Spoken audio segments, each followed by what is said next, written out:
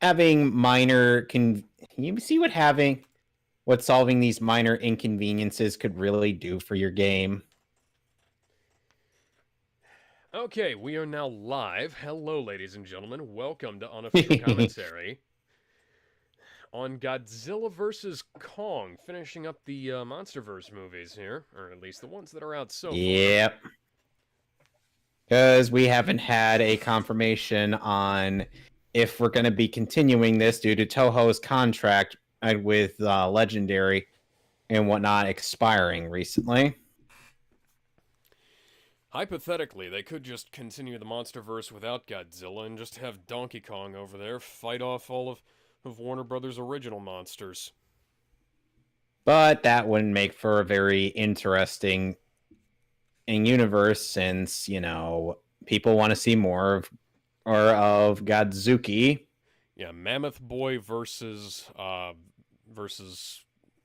giant bat creature. Behemoth versus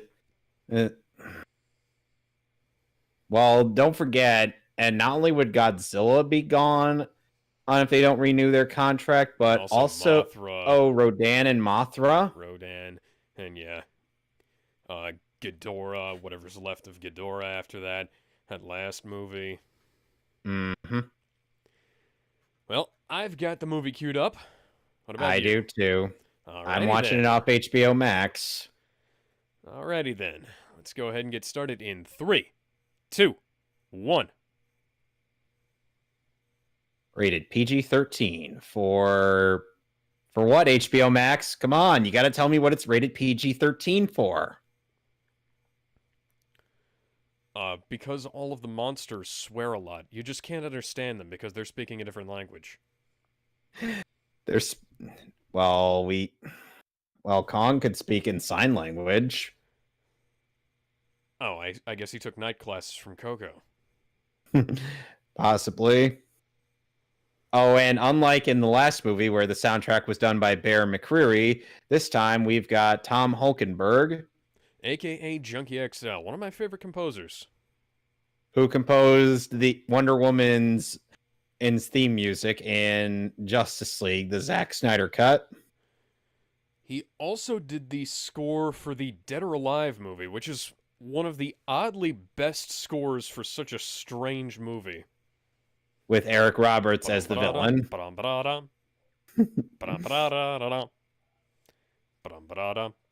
That's a thick-ass boy.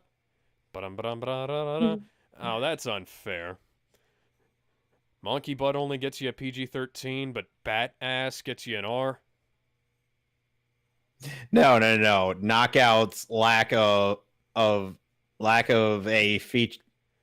features on her crotch gets you an R rating. I still can't get over that. Knockout is smooth around the bend. She's a fucking Barbie doll. And yet Beast Boy is more anatomically correct than she is. See, all we're missing is Mr. Kong here, living in a treehouse and hunting bananas. And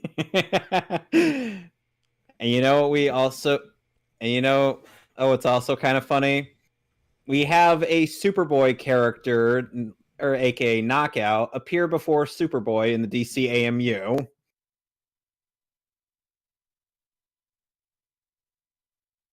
Because yes, there was once a comic where the two of them were on the run from something. Hello, small child. Aww.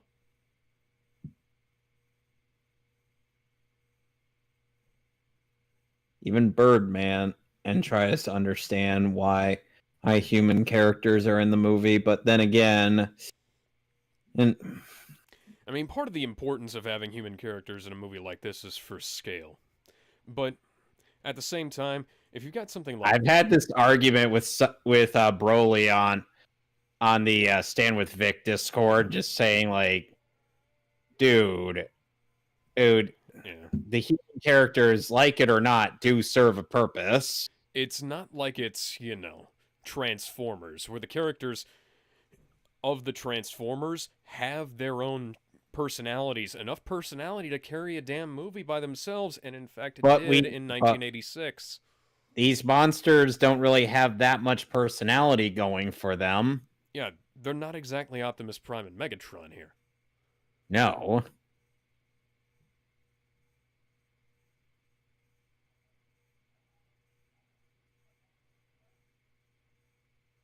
So I have to ponder if the storm is really what's keeping Godzilla away from Skull Island. A storm around an island, a storm around a tropical island. So is their sign language better here than it was in Resident Evil All Retribution? I'd say so, yes. Because at the very least, they act. It has been a very long time since I've actively practiced sign language. I used to be pretty good with it, but Flash is good at Gorilla's sign language, which should set up for his confrontations with Gorilla Grodd. So, fun fact, Adam Wingard is a Kong fan. Yes, I do remember that.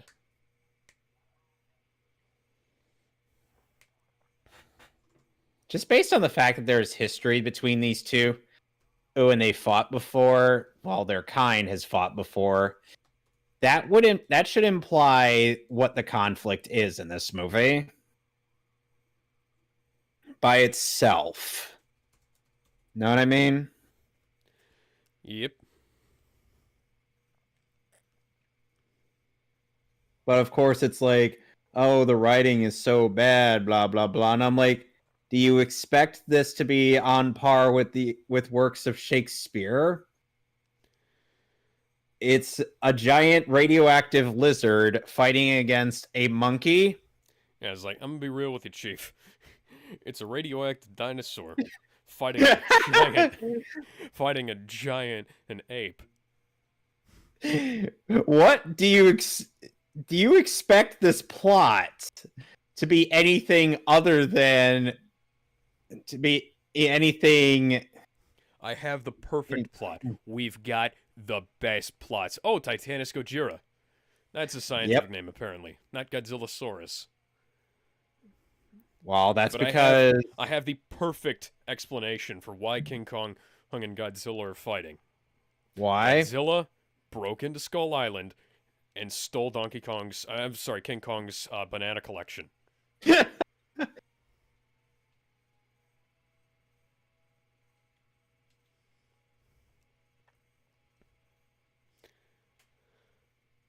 I love the tournament brackets they've got going here. Yep. Yeah, fun fact, Adam Wingard and I used to talk on Twitter before he got hounded off for making that Death Note movie, which... That's a shame. I have to admit, not a good movie, but it wasn't entirely his fault.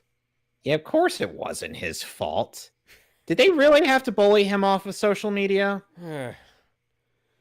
I mean, feminists bullied Joss Whedon off of Twitter over Age of Ultron for some reason. It was because of the line where Natasha said that she couldn't have children. Yeah. That was literally it. Literally just because Natasha informed Bruce Banner that she was infertile.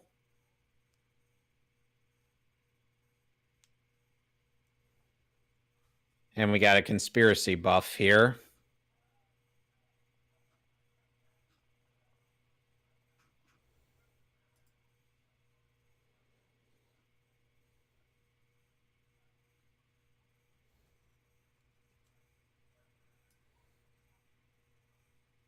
You know, it was literally my first thought the moment I saw this organization. Who? Apex. My first thought is, oh, the bad guys. Yeah. And I'm sure people would be like, but we haven't even started they're the bad guys. With that name, yeah. Especially since they're probably trying to compete with the big radioactive lizard. It's an apple.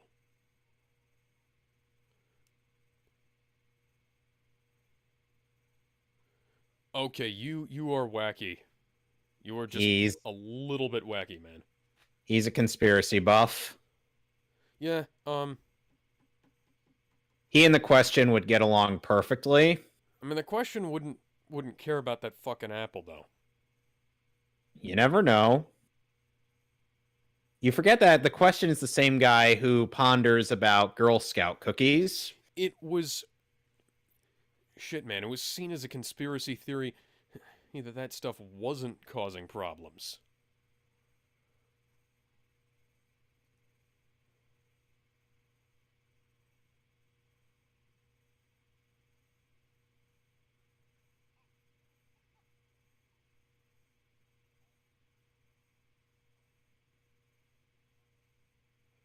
Yeah, that's a good thing. Apples are good for you. Apple a day keeps the doctor away. So your whole plan was to annoy the guy until he left, okay? To be fair, that is a good way to get him. It worked, and now you're eating... Okay, well, I guess he doesn't believe that the apple is actually causing problems. Obviously not. He was literally trying to make the guy uncomfortable enough to actually leave.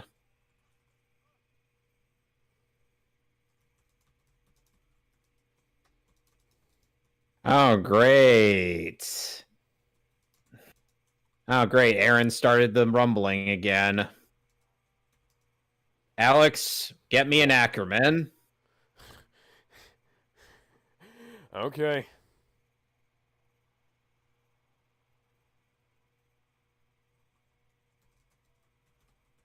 Oh, never mind. They're not going to do much help. They're not going to be much help against this one.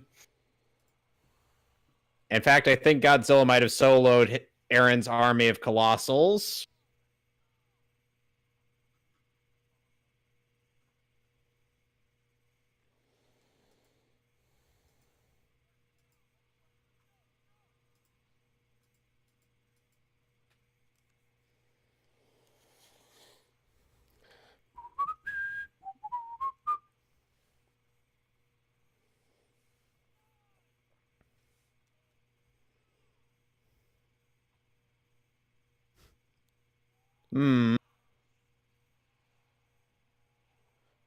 Oh, it is so cute. It is so cute that you guys think that's gonna help. Also, has Godzilla shrunk since the last two movies? No. Okay. I presume he's gotten slightly bigger. Okay, so I guess that means they've made bigger fighter jets? I don't know. Probably.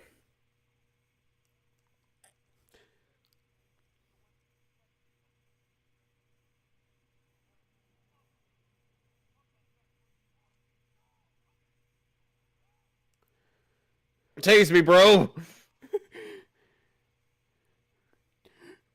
Knock, knock, motherfucker. Knock, knock, open up the door. It's real. Non-stop, pop up, stainless steel. Stainless steel.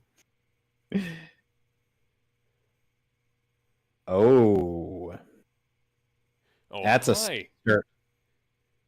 That's a sinister looking eye.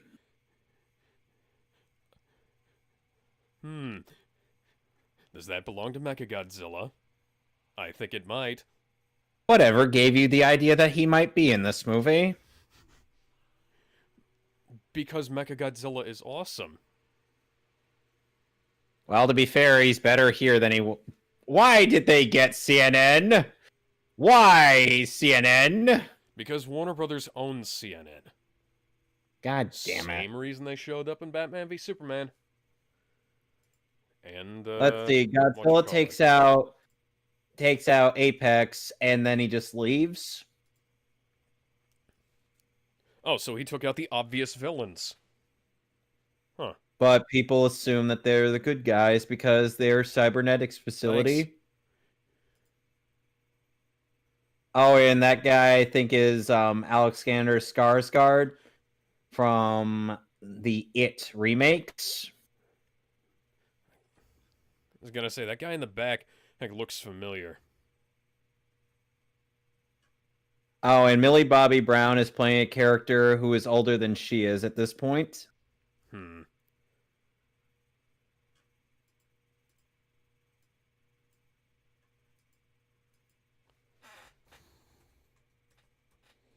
It really isn't a coincidence.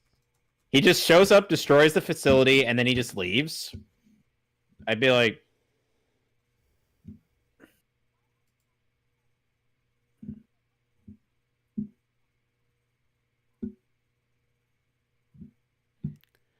Well, maybe you should go dumbass. drive her to school. Dumbass. As maybe you should. Dumbass, maybe you should attempt to actually try to listen to your daughter for once. Yeah.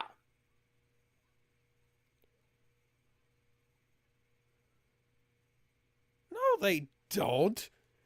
He was minding his own damn business. And then he stopped. There's probably a reason for that. First off, he was minding his own business. Bullshit. I was minding my own business. Bullshit. I was.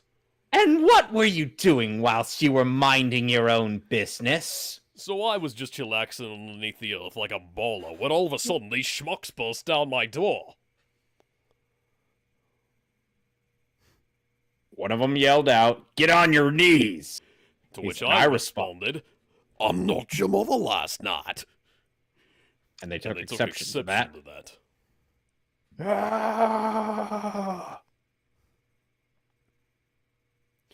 That guy looks like a villain from a Kamen Rider movie. Which one?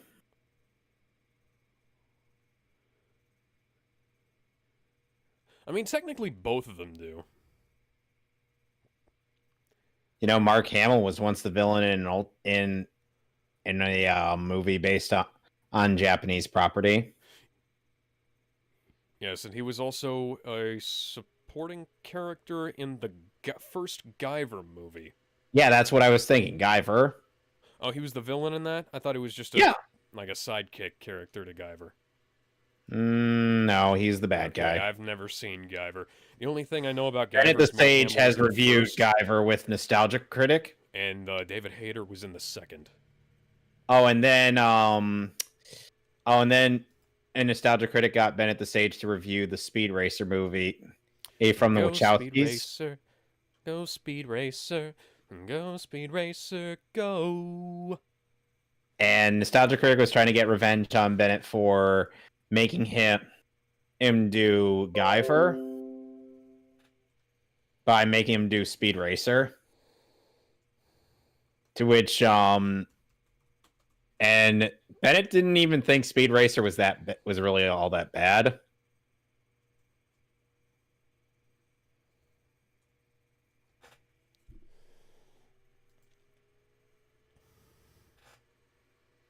Yes.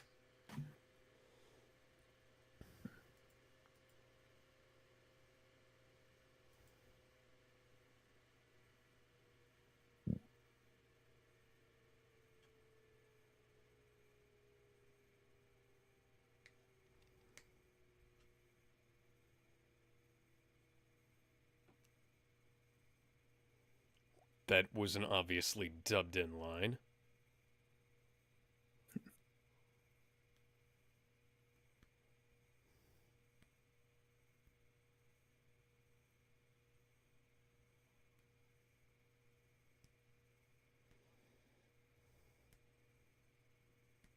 A habitable environment.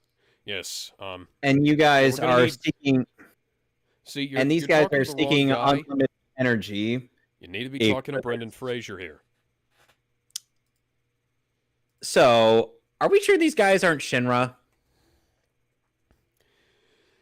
No, I'm not. Because these guys strike me as Shinra. Mm-hmm. Except minus the reactors that are siphoning off energy from the planet. Hovercraft. Oh, so you want to turn it into the Total Recall remake then? Gotcha. well, that and possibly make a ride in Universal Studios. Hmm. Because seriously, that thing looks like a ride. Looks like a ride from Universal Studios. It kind of does, doesn't it? Yeah, they I need would to be like, getting Brendan Fraser and The Rock in on this. but The Rock didn't do the first Journey 2 movie. No, but he was in the second. But then we'd have to be journeying to save Michael Caine.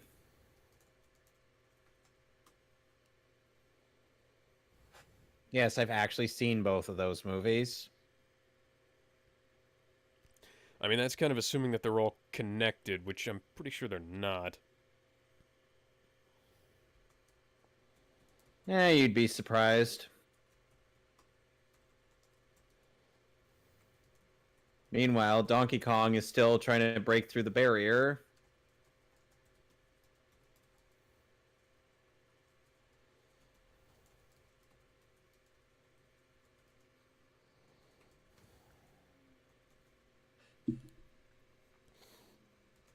And now my dogs are barking again.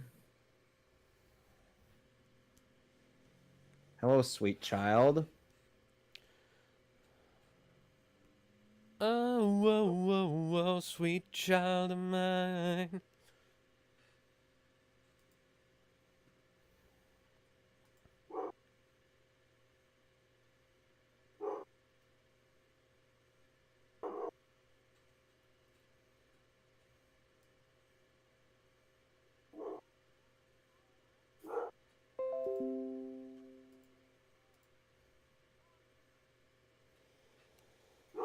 Yes.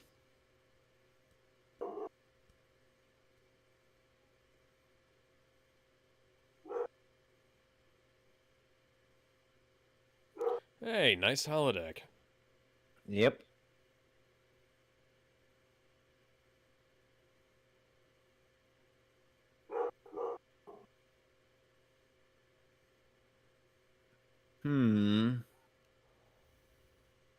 Perhaps.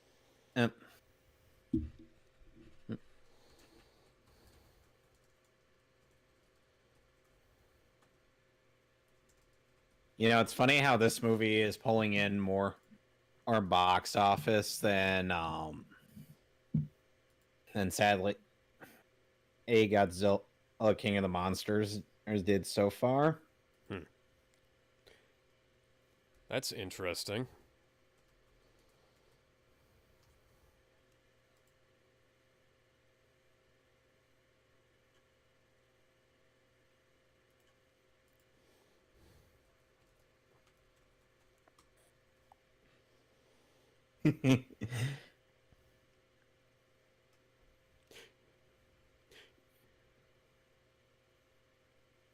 Yeah, that's very good sign language right there.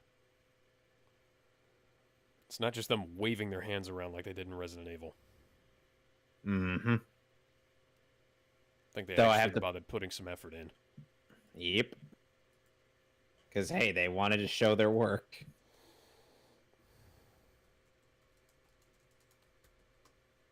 Yes, let's carry the big dumb ape by boat, as opposed to, airlifting him to Antarctica.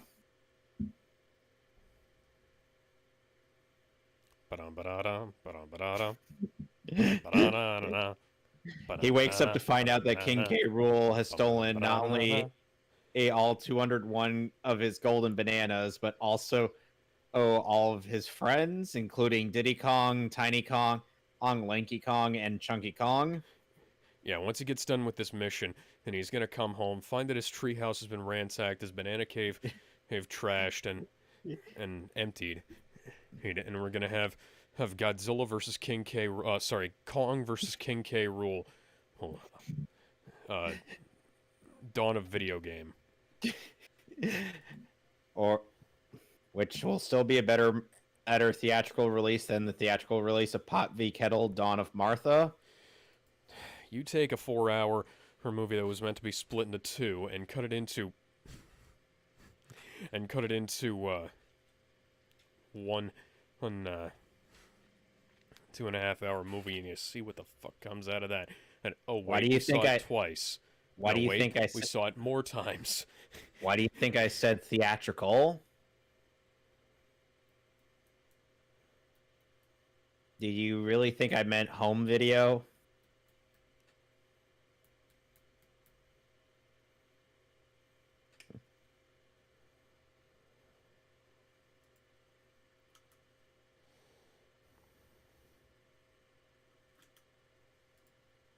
Well, currently Kong is doped up on some sedatives.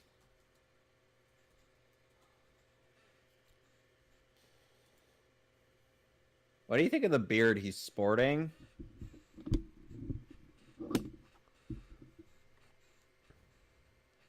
Okay, the green screen's a little bit weird down at the bottom, but it's all right.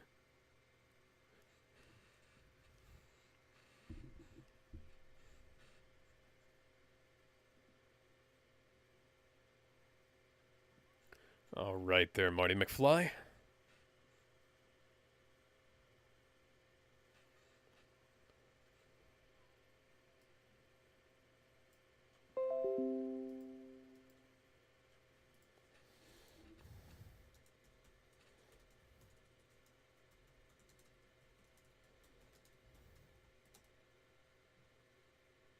Lady, I already don't like you. Could you have not put up a canopy or to keep him dry? He's not going to be much good if he arrives sick. You do realize how big he is, right? And if he Yeah. moves even the slightest bit, the canopy just goes. Psh! Good point. So, yeah.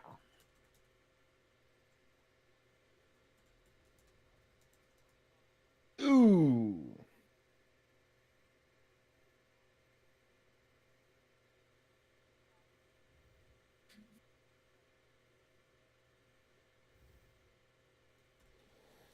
Bitch, just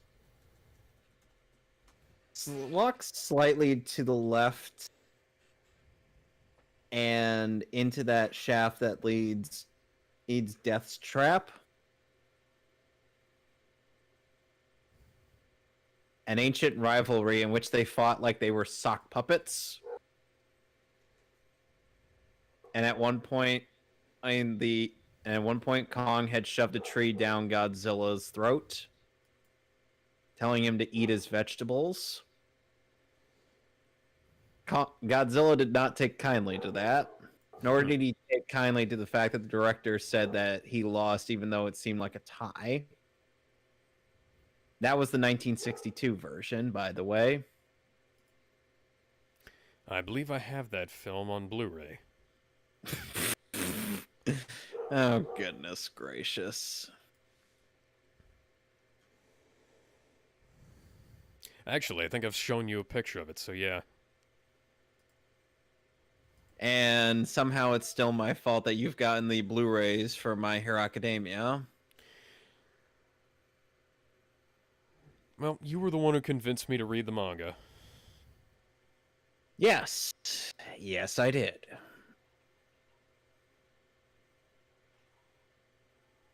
Sweet little Iwi girl all walks up to Kong.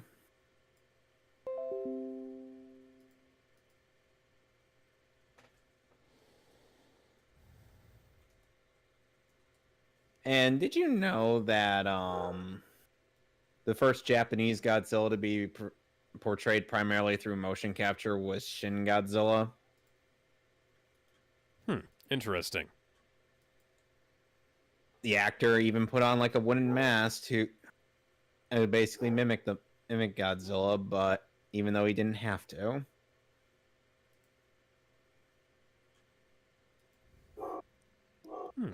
Though the issue comes more with the fact that it's a Hideaki Anno movie where all the character goes to the humans and none to the monster. Even though the music's supposed to try to portray him in a sympathetic light, I'm like, no.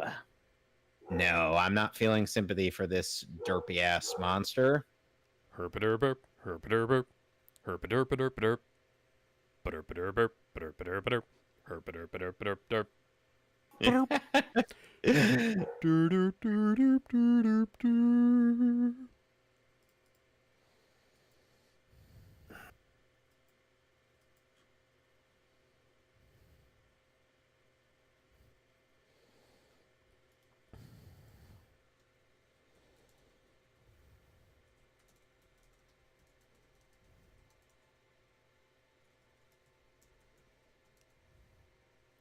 Aww.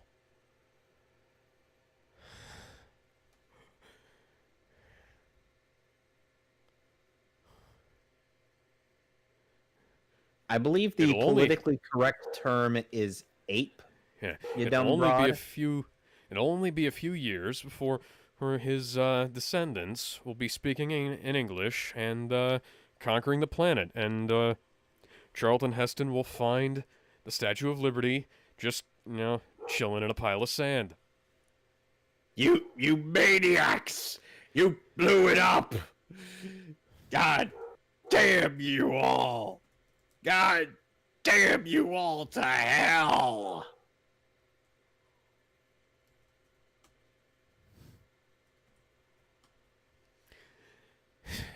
Breaking the law, breaking the law, breaking the law, breaking the law.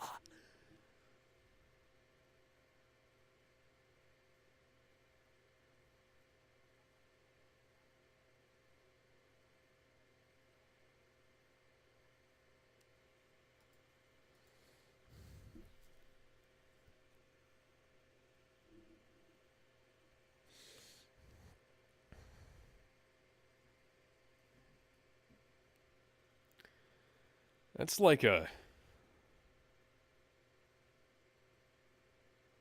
Reminds...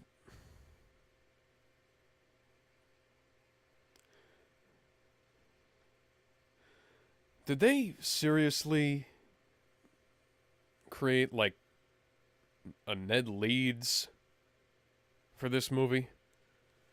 I don't know.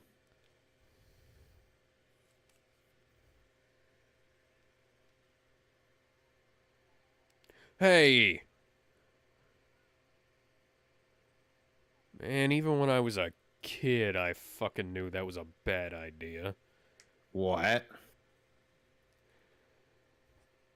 Grabbing somebody who was driving the damn car.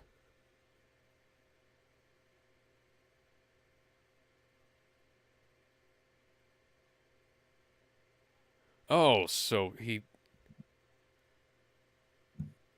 That is so stupid.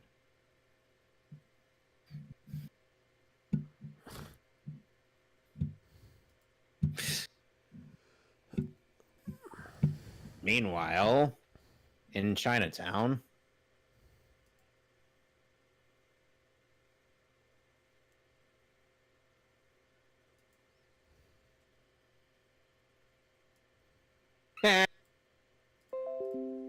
Well, at least it's better than forcing the Tide Pod challenge into high school DxD. Yeah.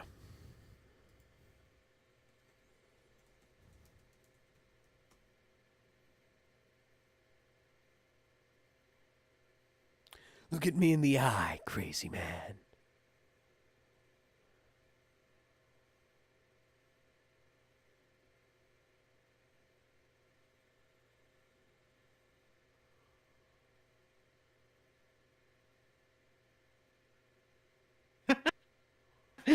Oh, Bernie, I know who that is.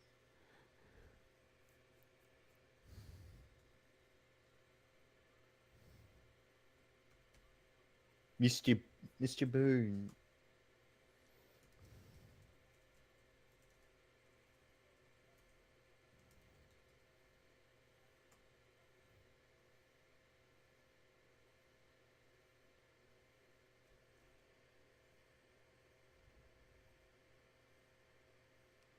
Yes.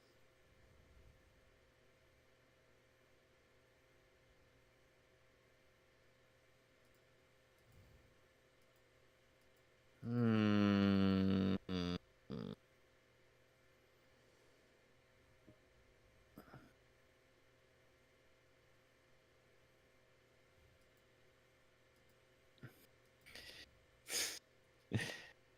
Seriously, just place the question in here, and he would just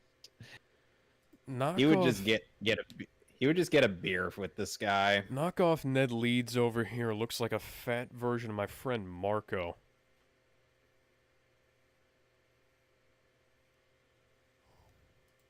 And you would prefer the actual Ned Leeds from the MCU?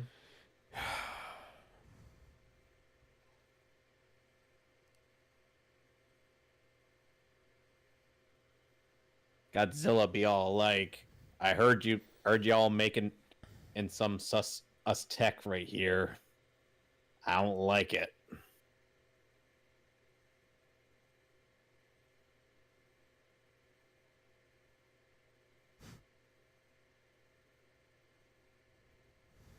Oh. Well, at least she didn't divorce you. And royally cuck him? Hmm.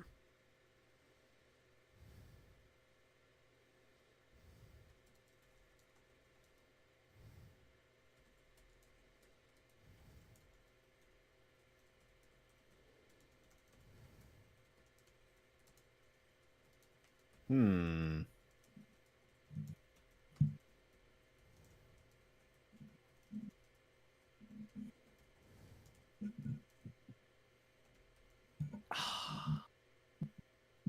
Meanwhile, it's interesting that they give if the degree is in with of like the coordinates of where they are exactly.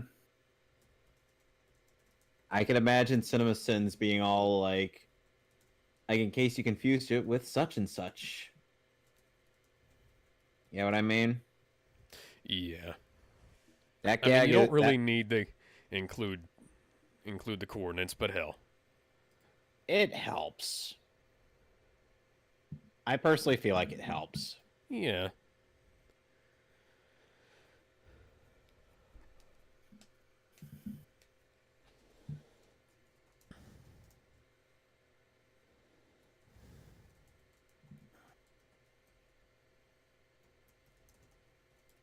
Oh.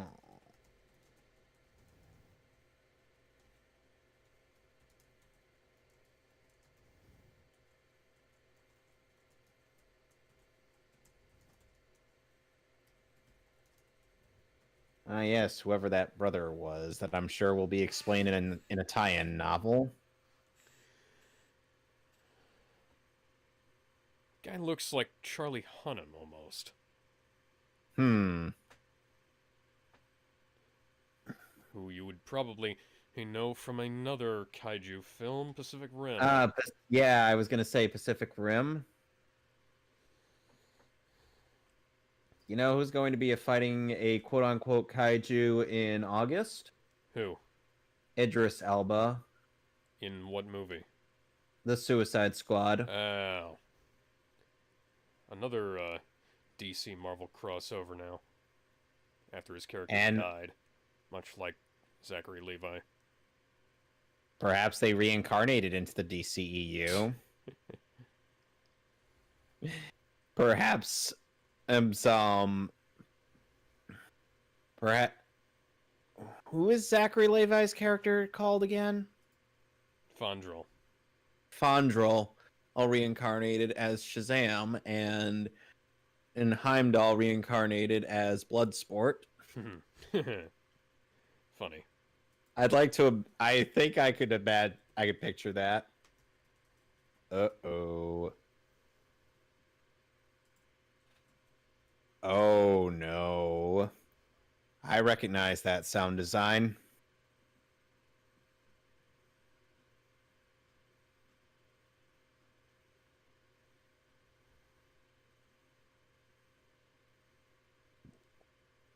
World doesn't need a damn dirty ape.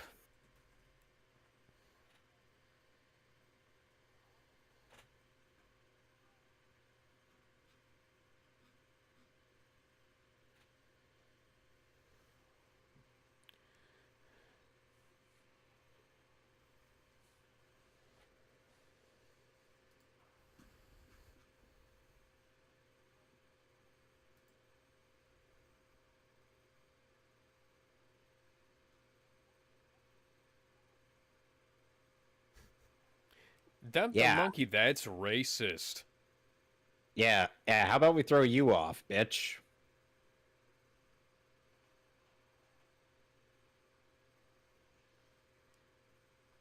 Oh, it is so cute, you think that's going to help.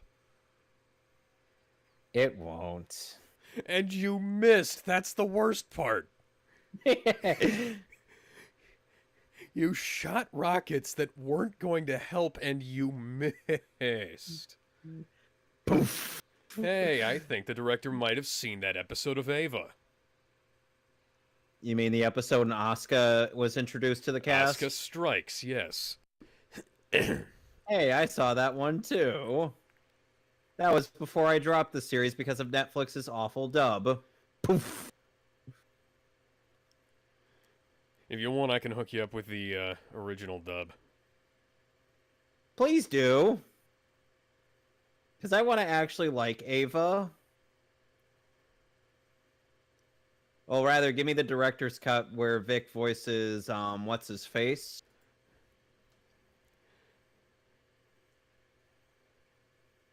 Shigeru Alba. Yeah. Yeah, try... See if you can get me that what?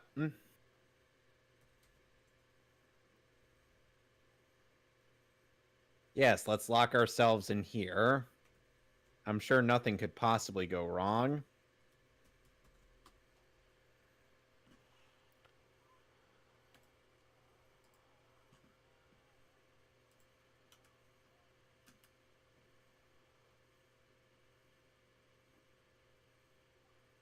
And somehow they'll survive this. Because they are the main characters.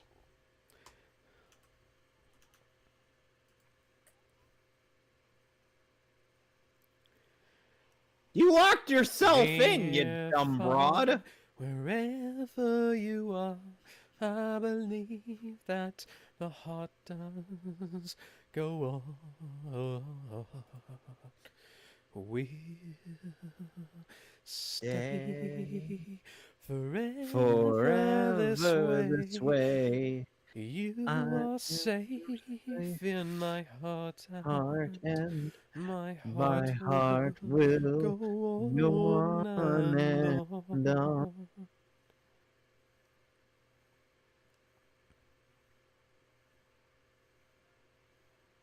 See, in the 1962 movie, they had to give Kong like some kind of electric superpower thing. I'm not making that up. What? They actually had to give Kong like a electric related superpower just to stand a chance against Godzilla in the 1962 movie.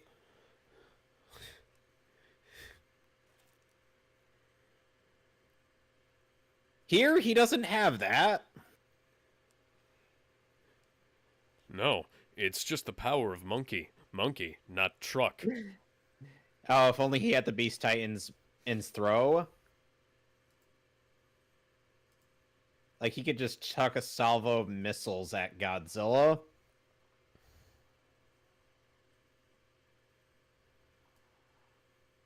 But then he'd have to be voiced by Dio. And Abel from Street Fighter.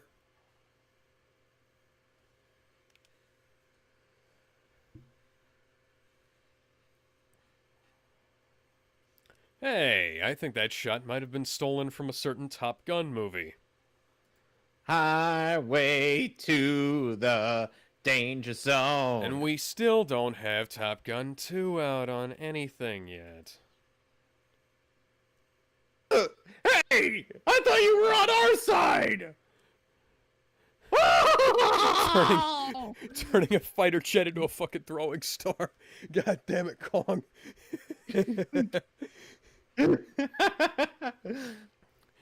Yeah, Adam Wingard has definitely watched Ava.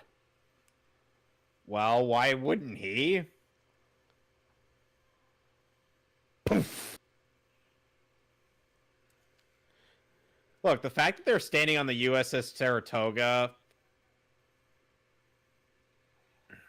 Like, seriously? That was an awesome spin shot there.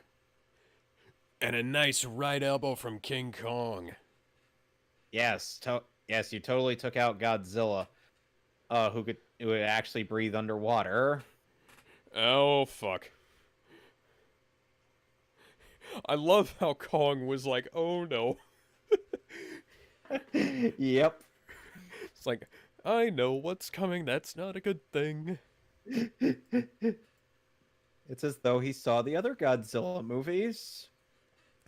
Well, don't you know they have IMAX theaters on Skull Island? But Skull Island was taken out by a storm. Kind of like how it was in the 2005 Peter Jackson movie. I'm not making that up. Elon Musk ran a hard line into Kong's compound so that he could stream movies. I could buy that. He needs our help. What are you gonna do? Call in the freaking Avengers? But they're owned by Disney. This is the Warner Brother property. This is literally as helpful as the fucking N2 mines from Ava. Well, they were trying to disorient Godzilla, not, take him out.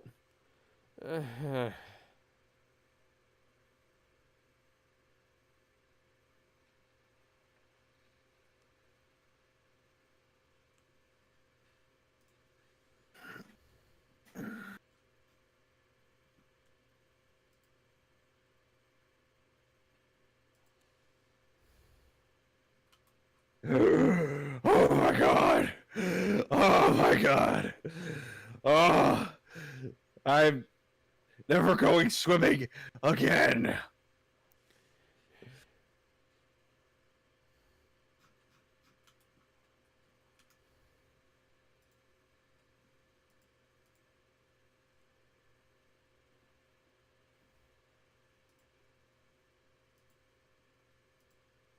So, what are your thoughts on the Big G's design in this movie, since it's somewhat different from the last one? It's alright. I haven't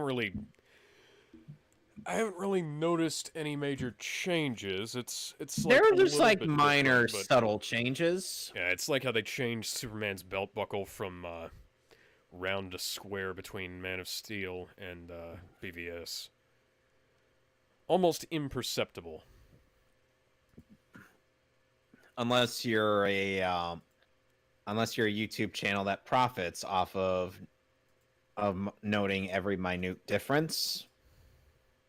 Because yes, there is a YouTube channel out there that does that. Interesting. They literally went over every single Iron Man suit from every single movie. That's that sounds a bit excessive. Well, it would be a massive cop-out if they just skipped all the other the texture on this looks amazing. I love the detailing on this.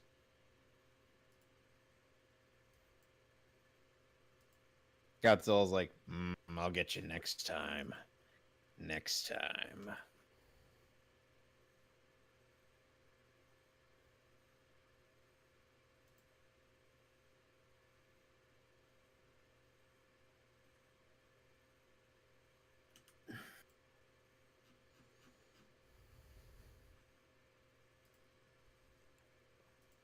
We could fly. Godzilla doesn't have wings. Godzilla could fly. What are you talking about? Oh, right. He just points his feet wherever he's going. And No. He curls himself up, and then he just fires his atomic breath and uses the propulsion from that to launch himself in the air. He spin dashes through the air. Have you not seen Godzilla versus Hedorah? No, I have not. So he does it. He does it kind of. That's literally something the Showa era does. He does it kind of like Gamera, then. Pretty much, except Gamera could actually fly. Fly more often in the air and is taken more seriously. Or Gamela, as it was called in Dragon Ball. No, you mean Dr. Slump. Gamela was also in Dragon Ball. which is connected to Dr. Slump Yes, it is. because they're written by the same guy. Fran has informed me how petty a Superman is in that series. They could not attempt to translate that without making internet memes. There was supposed to be a big red eye. Hey, isn't that the guy from Deadpool 2? I just now realized Which one? that. Isn't the kid? Oh, yeah, that is him. Okay. That's the actor who played Russell. Okay, it's good to see he's lost some weight. Fun fact, when Deadpool 2 came out in theaters, he was apparently too young to actually watch it in Australia. I'm like, oh, fuck you guys. Let the kid see the movie he worked on. There was a movie that Seth Rogen, he either wrote or directed it, I can't remember, where the kids in it couldn't see the movie, even though they were in it. Then again, they might have not known what they were working on. Oh, no, they knew what they were working on. They were in the trailer that... Oh, and then there's... Showed holy shit, Seth Rogen's filmography is so long, he has a... Oh, and then there's the fact that he voiced Pumbaa in the Lion King 2019 remake. Shoot. Seth Rogen's filmography is so long it requires its own damn Wikipedia page. Yeah. Yep. Even if he's kind of an asshole, he still has quite a hefty career. Yeah, Good Boys. That was the movie. Sadly, Disney had to get Pharrell Williams to coach him on singing. Pharrell Williams is not the right guy to be coaching something like that. Yes, especially when... And Seth is not the kind of guy who could take all that kind of pressure. Like big stage Broadway singing, being coached by a funk singer. Yeah, that's great. That's a great idea, guys. I mean, the guy who plays Timon in that movie could sing, but Seth, could have just cast somebody who already sang. Like Ernie Sabella. Yeah.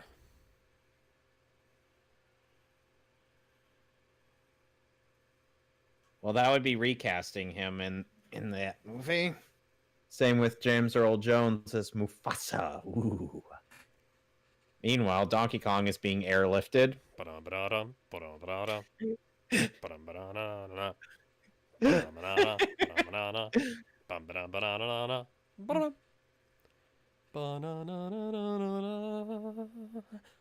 right now we're in an ice level. We're not in Jungle Japes. You surprised I even know the name of the first level in the game? Yeah, because I didn't remember that name. Oh, that's the title screen music. Banana, banana, banana, banana, banana, banana, banana, banana. You know, there was briefly voice acting in Donkey Kong 64 for King K. Rool, but for whatever reason, after one cutscene, they didn't have him speak a single line of dialogue after the intro. Even when the game has subtitles on there, and Rareware or staff members voicing in the. Yeah, fun fact, Charles Martinet actually provides the voice for King Boo and Bowser in Mario 64. The DS version? No. The original, the Nintendo 64 version. Ghosts don't die. Think you can make it out of here alive?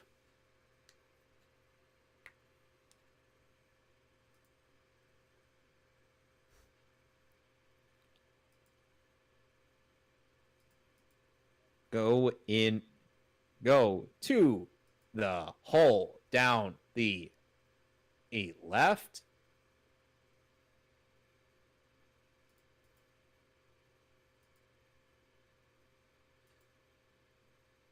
Oh, wanna. It's cold out here. Maybe And my it's non-existent cold outside. nuts are freezing. Because remember, Kong's model is not anatomically correct down south. No, they have internal genitalia.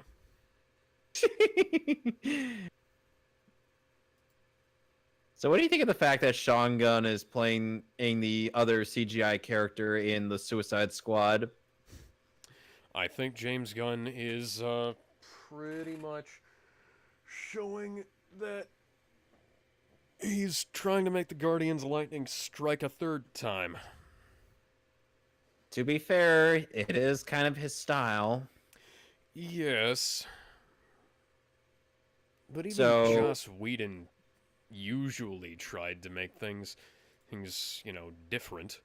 Like, Buffy the Vampire Slayer isn't exactly like Firefly, which isn't exactly like Angel, which isn't exactly like the Avengers. It's... all of the characters are different. You don't just have, like Buffy the Vampire Slayer doesn't have a character who's basically Malcolm Reynolds. While Firefly doesn't have a character who's basically Black Widow, etc. But, hell, that didn't mean that he didn't try don't forget that for later. Well, don't forget that, and I'm sure based on previous appearances, as for like Harley and Captain Boomerang, he'll probably write them relatively consistently. Yeah. Unlike with WB. Hey, that looks like the Mercedes-Benz logo. Well, unlike with WB making Captain Boomerang first have a fetish for unicorns, and then, even though he stashed it in the pocket where he got stabbed, it ends up being filled with money instead of the unicorn. It ends up being, and say it with me now, completely pointless. So why did they set up that whole fetish with unicorns? Just like almost everything in Suicide Squad. Like, literally, that film, the theatrical and even the quote-unquote director's cuts of that film, that pretty much just serves to waste a bunch of time and then have Batman be handed the files at the end of the movie.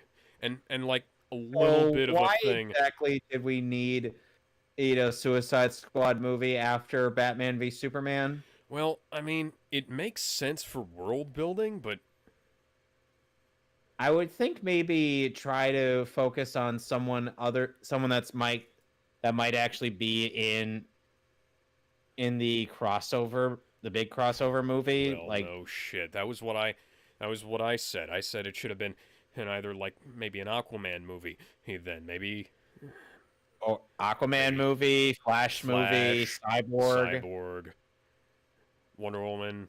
Wonder Woman did get a movie, but still, maybe we could have had, I don't know, a bit of a Reign of the Supermen thing by having, I don't know, Captain Marvel introduced.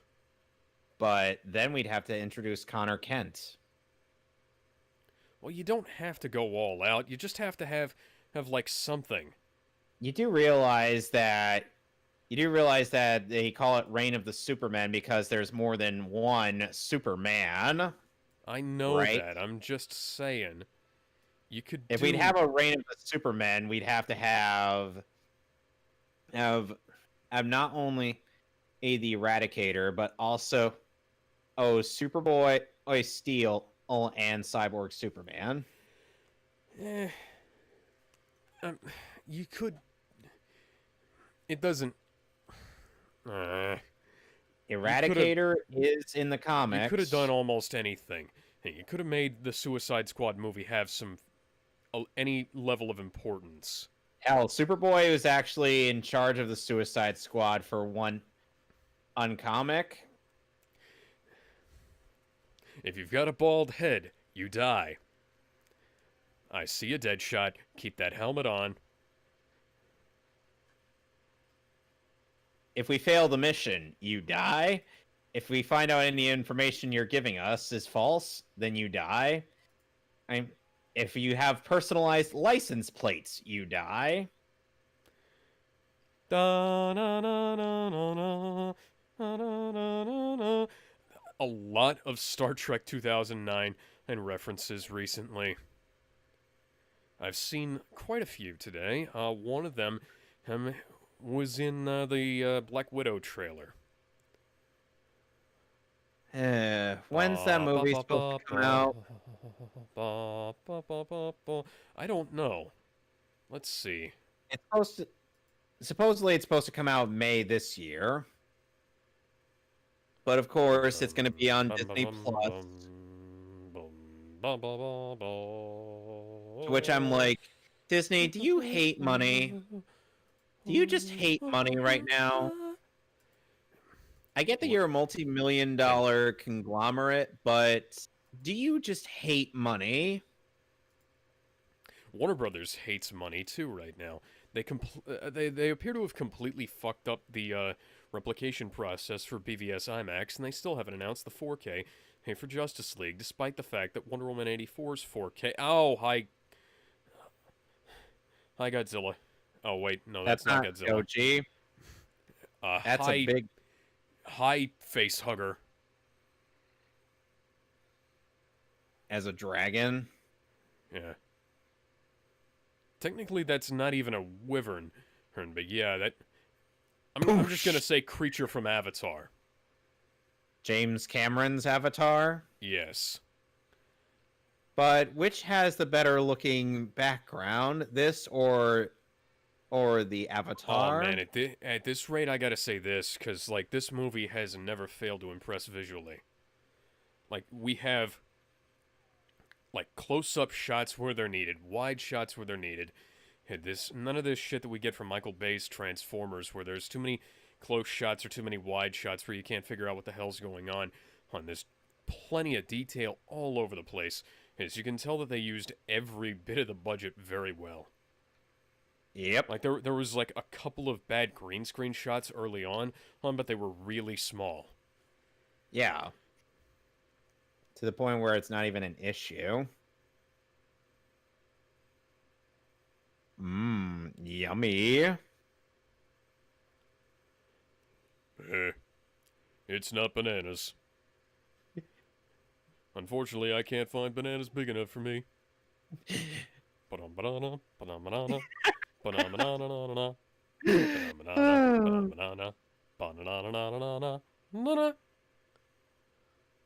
So I love the monsters in this. Oh yeah, they look really These good. crabs are awesome. Oh, and that giant leatherback snapping turtle? Oh, that's really fucking cool. And the color contrast is amazing. This film has got to look great in HDR. It should. It looked great in the theaters. I would know. I saw it in an XD theater in Cinemark, where the sound design really was like if you were going on a ride in Universal.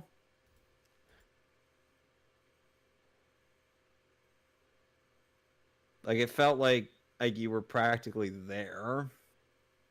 I know this is different. Different films, different types of film, but I think this probably looks way better than Avengers Endgame. Ooh, them's fighting words. Of course, it doesn't help that Avengers Endgame was a 3-hour movie on a BD-66. With America's ass taking up most of the screen. Do you even know what a BD-66 is? Alex, you should know by now that most of these... A BD-66 is a 4K Blu-ray that tops out at 66 gigabytes. Damn. Oh, what's that? Biblical references. Are we sure Zack Snyder didn't direct this? Written and directed by Zack Snyder.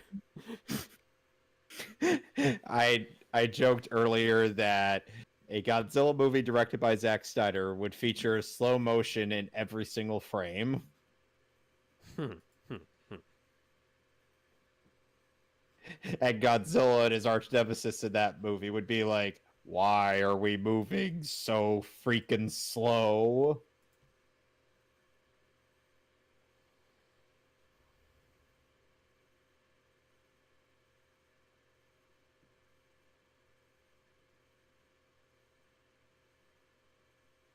Yep. Or, we could just go back. We could, we can stop. We can take a step back. We can leave at any time. Oh wait, no, we've hit a point of no return. This must be an Uncharted game. No, we've entered the boss room in a Zelda game. And we don't have any slingshots. Or bow and arrows. This reminds me so much of Goma's lair in Ocarina of Time. Or Armo Goma in Twilight Princess. Oh god, I remember that. That, I was like, what the hell is that thing? The first time I saw that. Oh, and then it was satisfying to bash its face in with the statues. Come on. You can't tell me that didn't look cool. Yeah. Twilight Princess was like a visual spectacle. It really was. I'm still kind of sad that we... Yeah, I'm still sad that we didn't get a Zelda game that looked like the Space World demo, though. It is a shame. I think the closest we've ever gotten is Ocarina of Time 3D. And then Majora's Mask 3D came out. Yes, indeed. Oh, what's this? Could this possibly be some sort of robot Godzilla? At least, unlike the anime trilogy, it actually is Mecha Godzilla.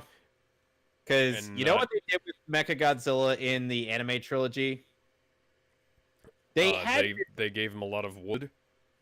They had this design planned out for him, but people hated it so much that... All right. Hiroyuki Yoshida wanted get to the Mechagodzilla Shinji, or Ray will have to do it. Anyway. I want a toy. I want a toy of this right now.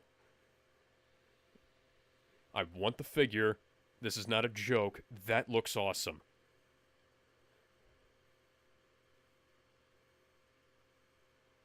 Yeah, Robo Godzilla would imply that it was a robot. Mecha means somebody is piloting it. It kind of reminds me of Kiryu from the Millennium series. Because that was controlled by a pilot.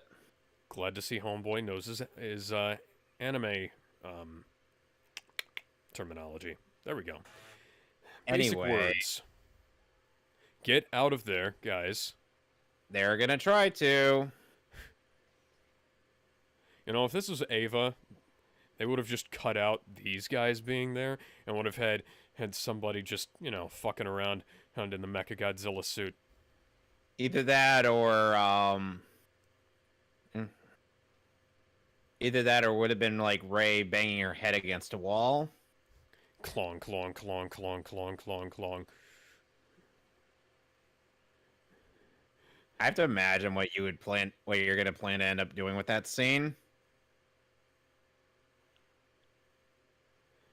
Alrighty then. I think our secret weapon might have some teeth. Just gotta hope it doesn't have, I don't know, the spirit of the pilot's dead mother in it. Seriously, why did we hire Gendo Ikari to make our fucking prototypes? By the way, it's not powered by the spirit of anyone's mother. It's powered by the severed head of the last movie's villain, isn't it? Did you guess? Probably because of that fairly prominent scene that head was featured in. Yep. King Ghidorah is powering that creature. Oh, so it's like how the Mechagodzillas are secretly angels. Oh wait.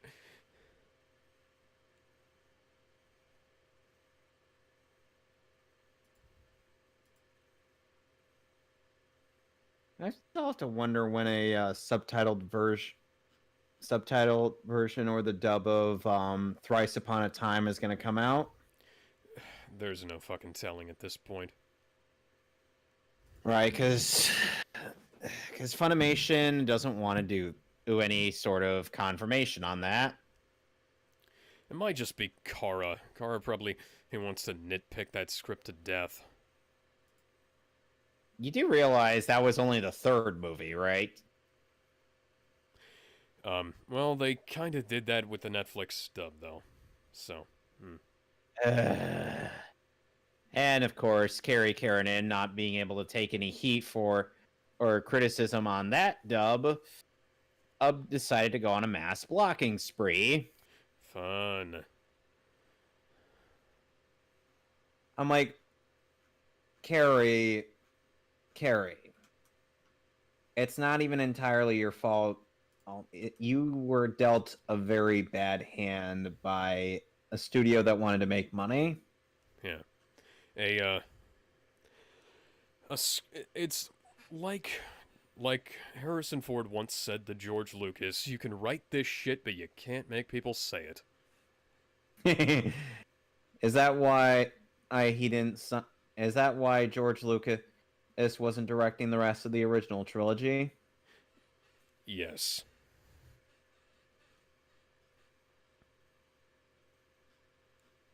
That explains so much, especially considering George Lucas's reputation with the prequel trilogy and Episode 4. Lucas also has this problem where he doesn't seem to understand what other people think is believable. Sadly, as someone who has... Oh man, that is a lot of great contrast there. Like sadly, as someone purple, the orange, and the dark background. Oh. Sadly, as someone who has autism, I somehow have a better understanding of people interactions than he does. Yeah, people generally seem to think that George Lucas probably has some kind of undiagnosed aphasia that leads to him not explaining himself all that well to people. What could that spike possibly be? That couldn't possibly be a back fin off of a Godzillasaurus, could it? Well, one of Godzilla's species, yes, actually. That was what I thought. Godzilla was just simply just feeding off of radiation from the Earth's core, or mining his own beeswax.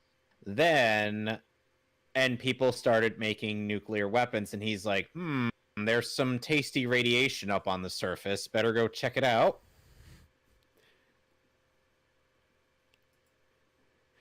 Man, imagine a universe in which X-Men and Godzilla is a thing, you know? The radiation caused humans to start developing superpowers. It summoned fucking monsters up from the bottom of the earth. We gotta blame those damn mutants. They're the reason why Godzilla's ruining our planet. The damn... When Godzilla trashed New York, that was all Spider-Man's doing. They were working together. And everybody who isn't high off their rocker is like, the fuck are you talking about, Jameson? It's all connected, don't you see? And he comes off as crazy as a frick. What was that guy that ended up having the conspiracies written on like a board or something? In which movie? No, in like that meme, you know, the guy that just like... I think that was an Always Sunny in Philadelphia thing. I don't remember. Okay. See, yep.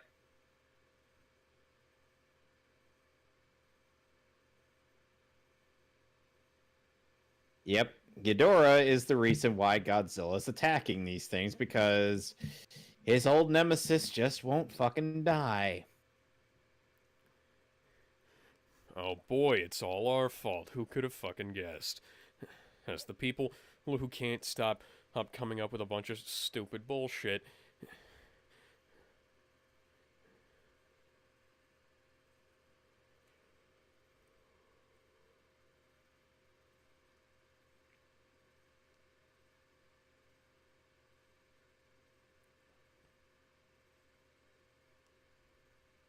Oh, and by the way, that guy that's piloting in Mechagodzilla is Serizawa's son.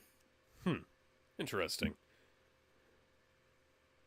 He doesn't share the same views as his dad.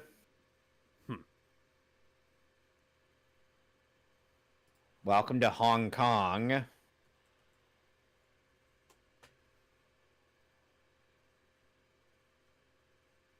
Gotta love how they made the dorsal plates on Godzilla's spikes. Isn't it strange how the Japanese pilot is in Hong Kong?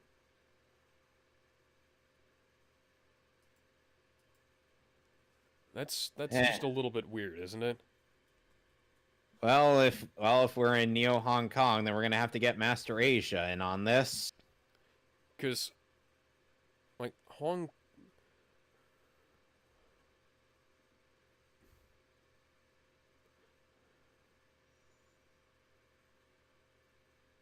Ooh,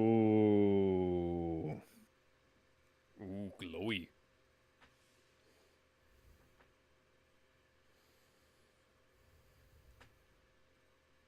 So, anyway, getting back to my rant on Mechagodzilla.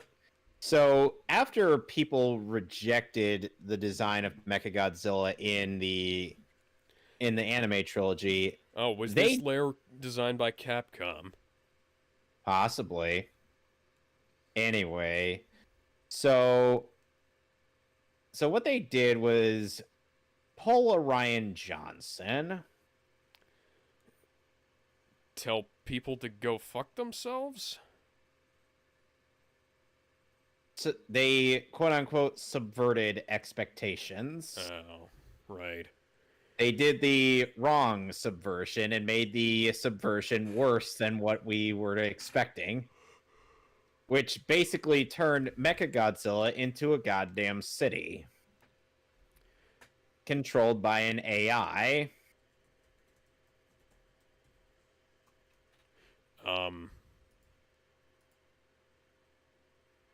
In which that AI had sentient nanometals that could attach themselves to organic beings.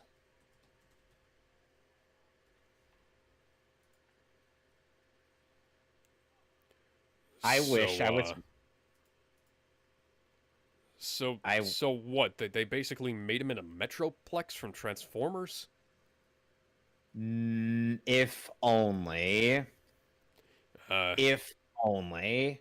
Huh. No, they just made it into a city and then just improved their mechs to try to do the same exact plan that they tried on Godzilla Phileas from the first movie on the 300-meter tall Godzilla in that movie.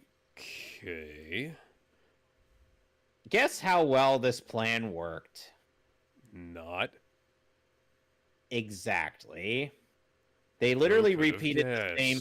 They literally repeated the exact same plot from the first movie, but somehow they made it worse by making it having it be a commentary of machines are bad. Right, and we used machines to make this thing that says machines are bad, and that is different. How? Exactly. And then it just ends up having this half-baked setup for King Ghidorah just because they're dressed like a combination of the SHIELD agents from the Avengers and the soldiers from Starship Troopers.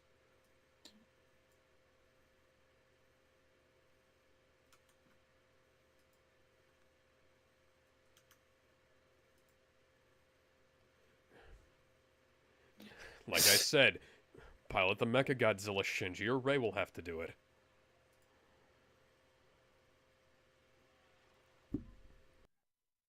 Didn't you have of Gendo offer Shinji to not pilot the mecha in exchange for having Rei? That was a post-credits joke scene. Oh, okay, that makes sense. It was a post-credits joke. Yes. Like, the stuff that happens in that's post-credits is not actually meant to be part of the show. GFS's post-credits gags? Yes.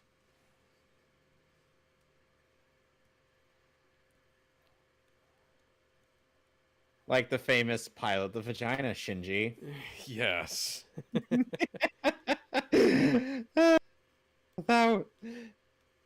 That's still one of my favorite bits in that. We ruined so many takes. Just like all the takes I had to do. I had to mute my mic, and even then, it didn't always help.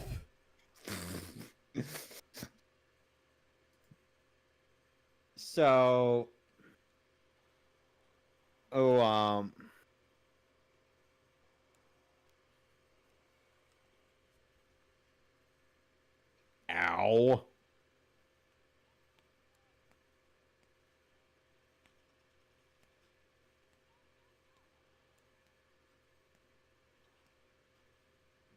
Nope.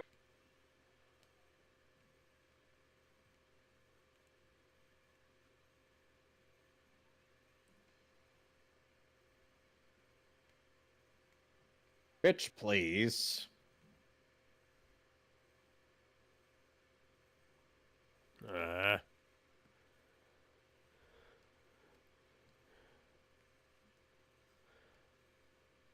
Oh, even though Kong is mourning for this place, he does believe in self-preservation.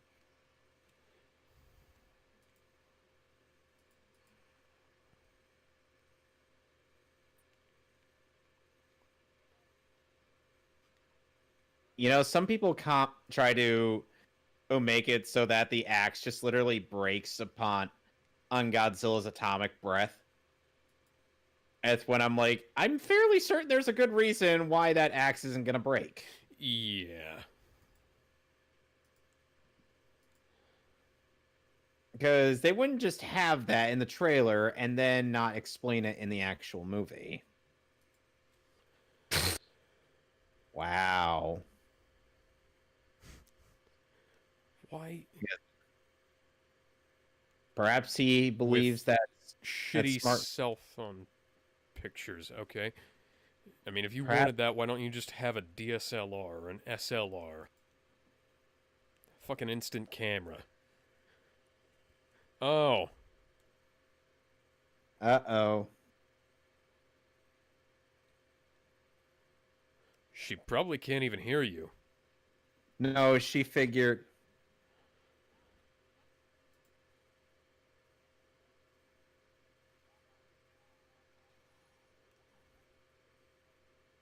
Open the... How do you guys not have the power to open the door from the outside?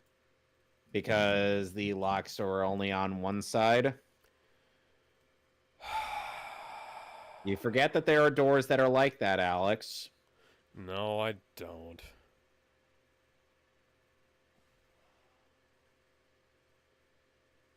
Oh, now we gotta get into round 2 with these Titans.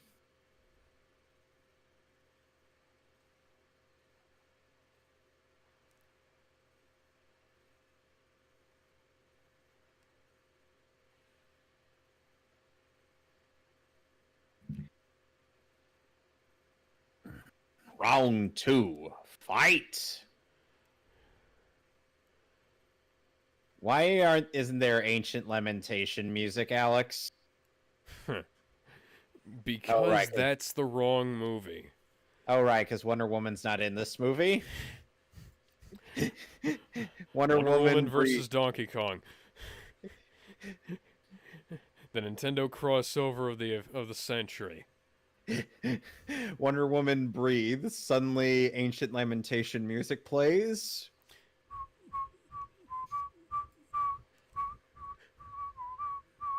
Eat your vegetables. Ow! Oh,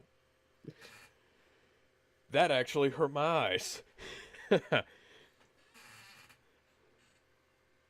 Hey, if they didn't have that at Alex, I would have been very disappointed in this movie. Yeah, that was neat. It was a Okay, they callback just broke to the one. They just a, broke the 180 mark. That's all right, I guess. You can do that every once in a while. Just don't do it too often. you can't afford to break your model when it comes to fighting game animation. Take notes, Mortal Kombat. Because at the very least, Jeez, these people haven't evacuated yet? Come on, guys. I know this is the fight of the century, but come the freak on.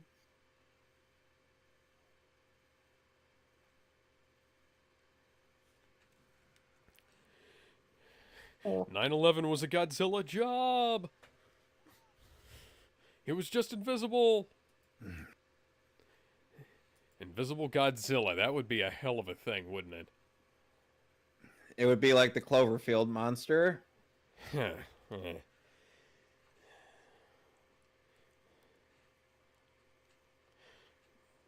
That just...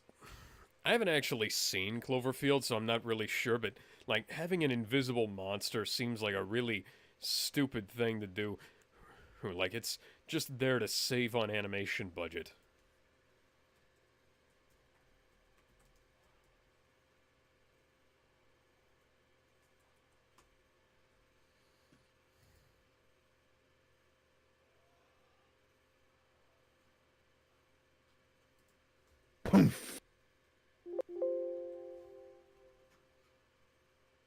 I love how Hong Kong is lit in this scene. Yeah, the neon lighting is amazing.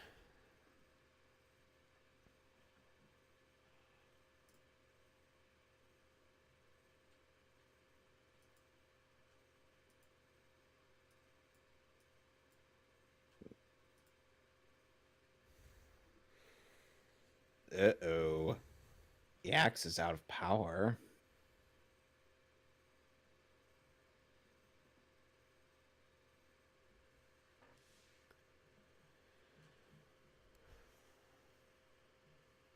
It...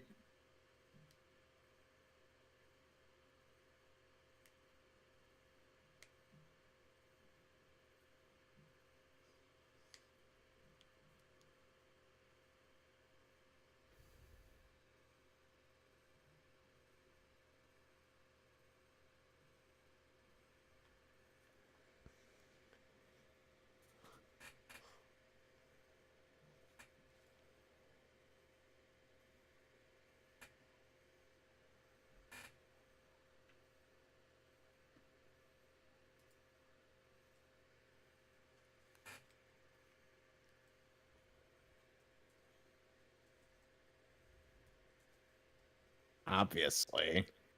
In the end, there can be only one. But Clancy Brown and Christopher or Lambert aren't in this movie. They should have done the mocap for the Kong and Godzilla. Yeah, but instead we have TJ Storm and Toby Keppel.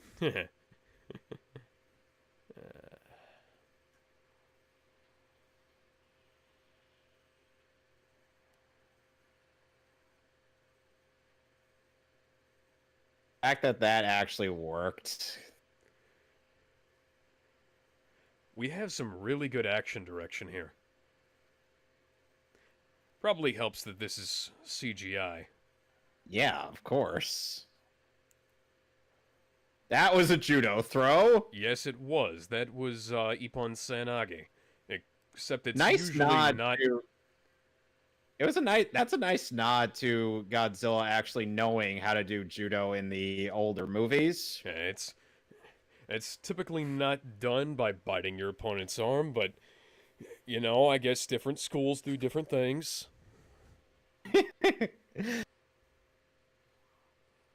Ouch.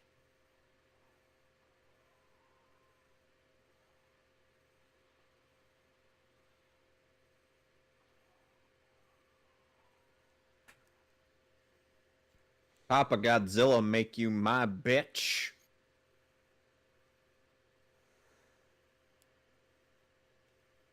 The green and red contrast is amazing here. Like, any of this would work as a wallpaper.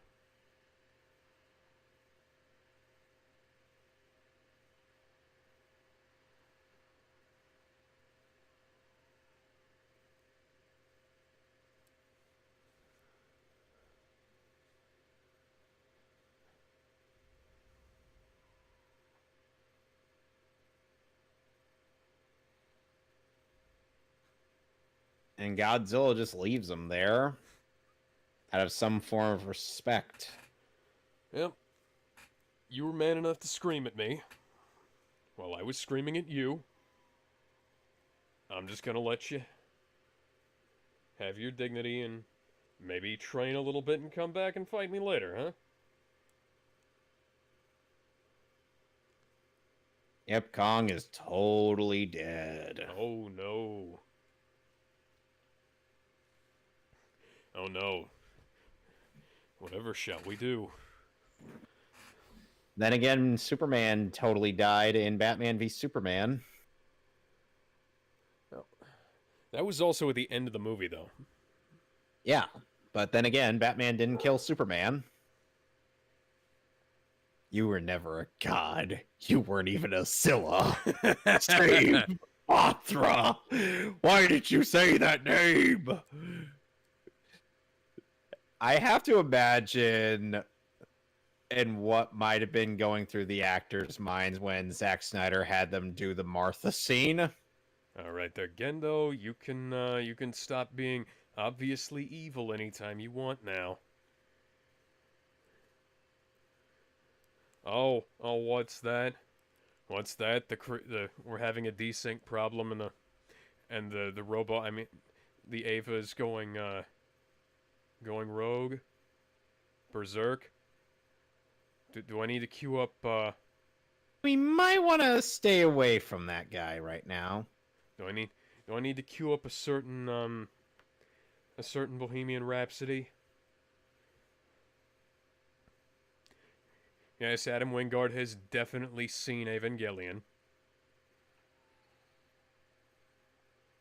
Like I said, could we really blame him? It is one of the most influential anime of all time.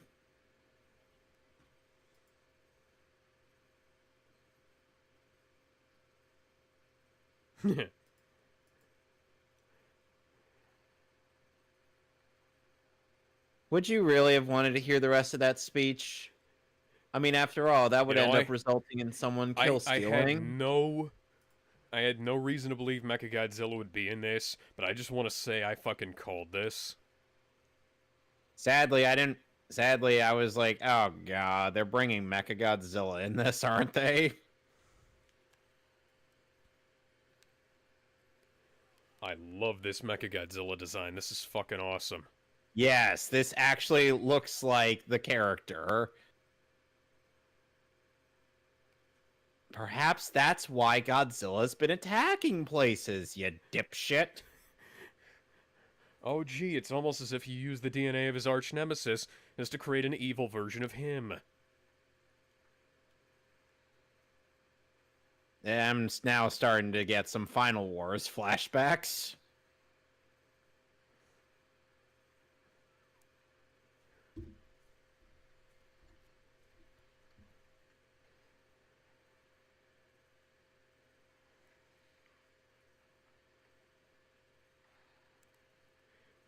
See, now we're having a good example of what's called selling. Selling the movie? Yes. Well, not just selling the movie, but also getting a character over with the audience. We now know how powerful Mechagodzilla is because we've seen Godzilla beat up all the characters from King of the Monsters and King Kong.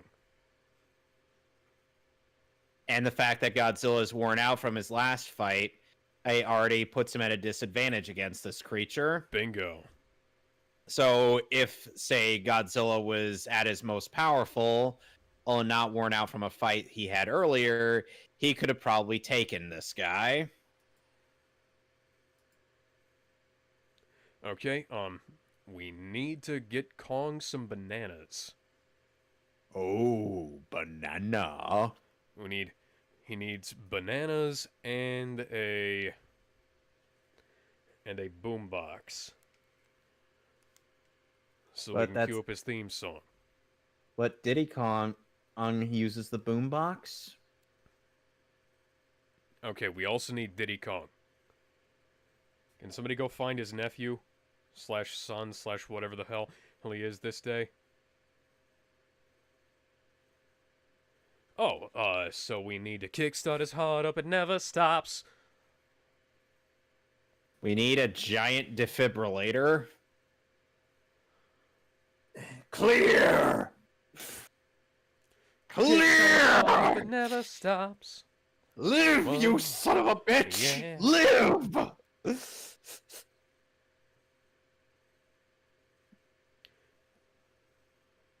My heart, kickstart my heart.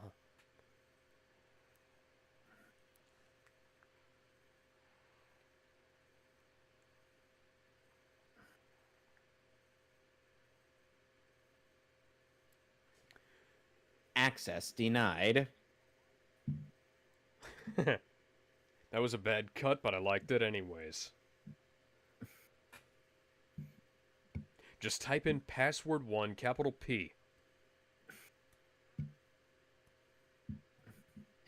Sad thing is, that would probably be the bad guy's password.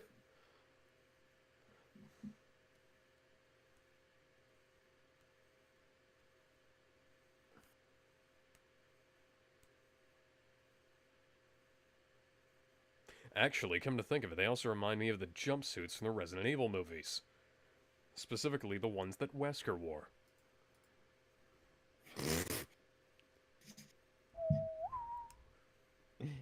He's so dumb. He is so dumb.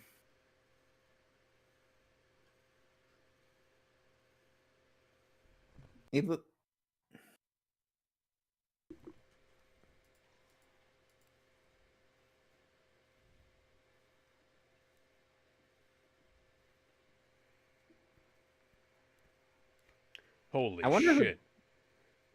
Mechagodzilla just completely overwhelmed that beam. The beam that we've seen take out so many others. Yep. That's what makes a last-minute villain change actually believable. Unlike with the Dickless Doomsday. I was thinking more along the lines of the various shit that Michael Bay's Transformers movies pulled. Clear! Live, you son of a bitch! Live! And cue Motley Crue.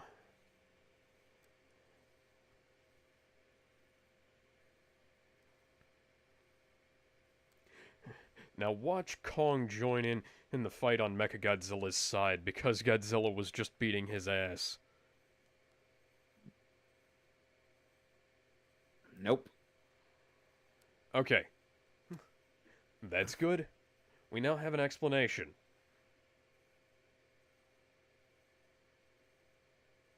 Because the little girl he trusts has told him to.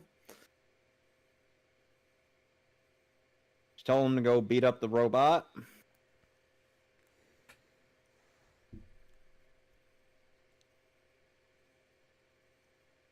Aww.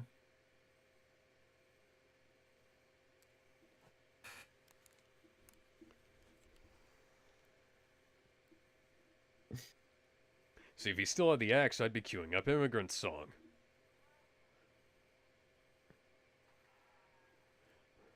Oof. Oh.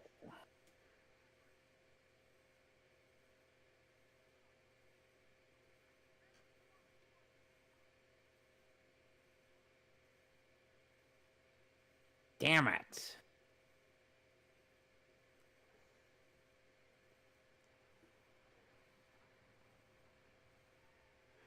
Yeah, see, that's the thing people don't realize. Most hackers, quote unquote, are just people who know how to, like, literally just hack shit together. Or they're not world class, like, can't really bring any famous hackers to mind now. Oh, well, he was gonna give Godzilla a kiss of death. We're Looks not, like Godzilla and Kong are gonna be double teaming this bitch.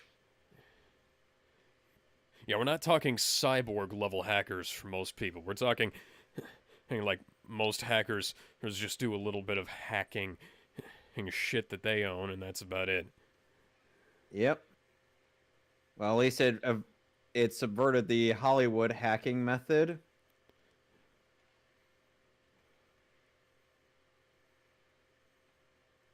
Yes, indeed.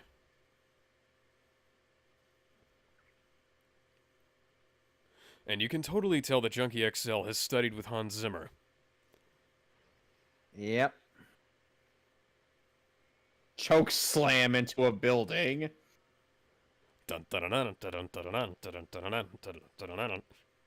Ragnarok.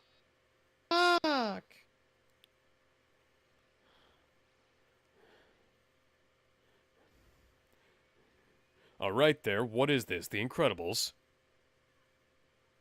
Could be. It's big. It's bad. Ladies and gentlemen, it's too much for Mr. Incredible.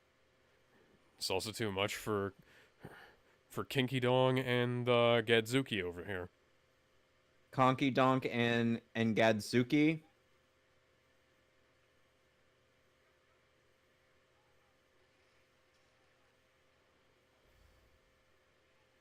Well, at least that worked. Partially.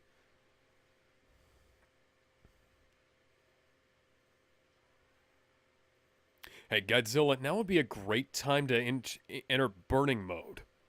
Or was that a one-time thing, man?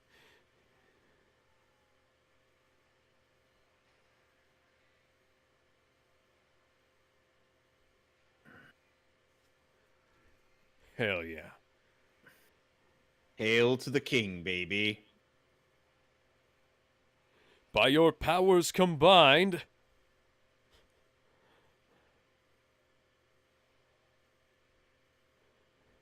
Because don't you know, Warner Brothers owns Captain Planet as well. And Mortal Kombat. Yeah. Fatality. Kong wins. Can't call it a flawless victory, since both of them took quite a bit of damage, but... still, a victory is a victory. Yep. Yeah, I'm just gonna take a breather over here. Oh, I could use some bananas. Banana, banana, One sec. banana, banana, banana, banana, banana.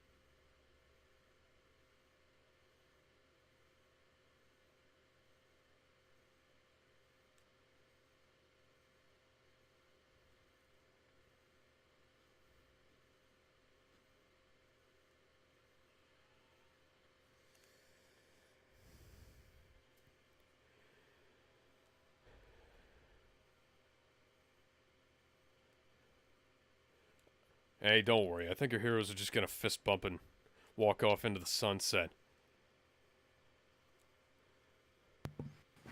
I'm back. Kong just looks so done with this shit. So does Godzilla. Yeah. Let's do a little secret handshake and then, you know, walk off and pretend this whole thing never happened. Or is Kong gonna literally bury the hatchet? Yep.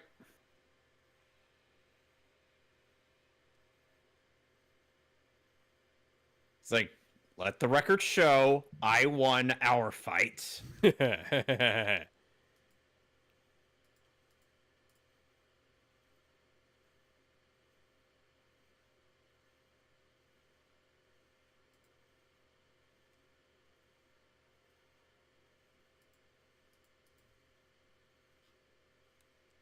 And Godzilla goes back into the ocean. Oh, and unlike in the last two movies, there is no post-credit scene. Huh. Probably because they didn't expect to be making any more. Yep. Now, what have we... Oh, hi, Marty McFly. Now, what have we learned, ladies and gentlemen? We've learned not to do really stupid things. Like, make a giant Mecha Godzilla. Out of the skull of the last guy that Godzilla just destroyed. It's almost like that's a very bad idea.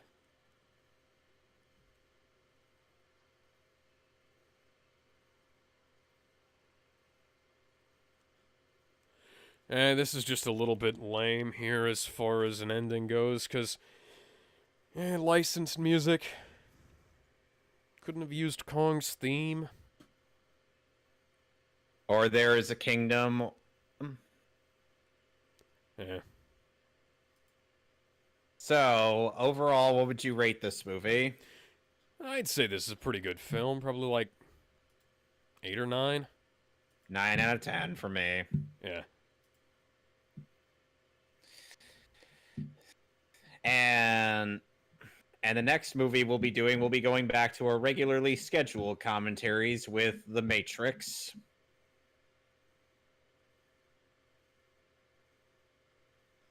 Well, next week anyway. And then after that, we'll be doing the proper adaptation of Death of Superman.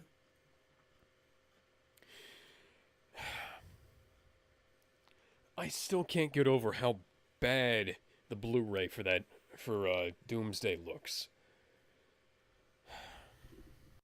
Spends the first like 15 minutes or so on Doomsday, then the rest of the movie is basically Reign of the Supermen, but without butchered Reign of the Supermen. Without Superboy, Steel, Cyborg Superman, or Eradicator. Yeah. Guys, at least the DC animated movie universe learned its lesson. Split that story into two and include the Justice League. Yeah. So, they could be at his funeral. Designs based on the DCAU. None of the voice actors from the DCAU. Oh, Robin Williams. Robin Williams came back from the dead to be the visual effects production manager for this movie. Oh, come on. You mean his ghost did that? Yeah. He was constantly in character as the genie. Right.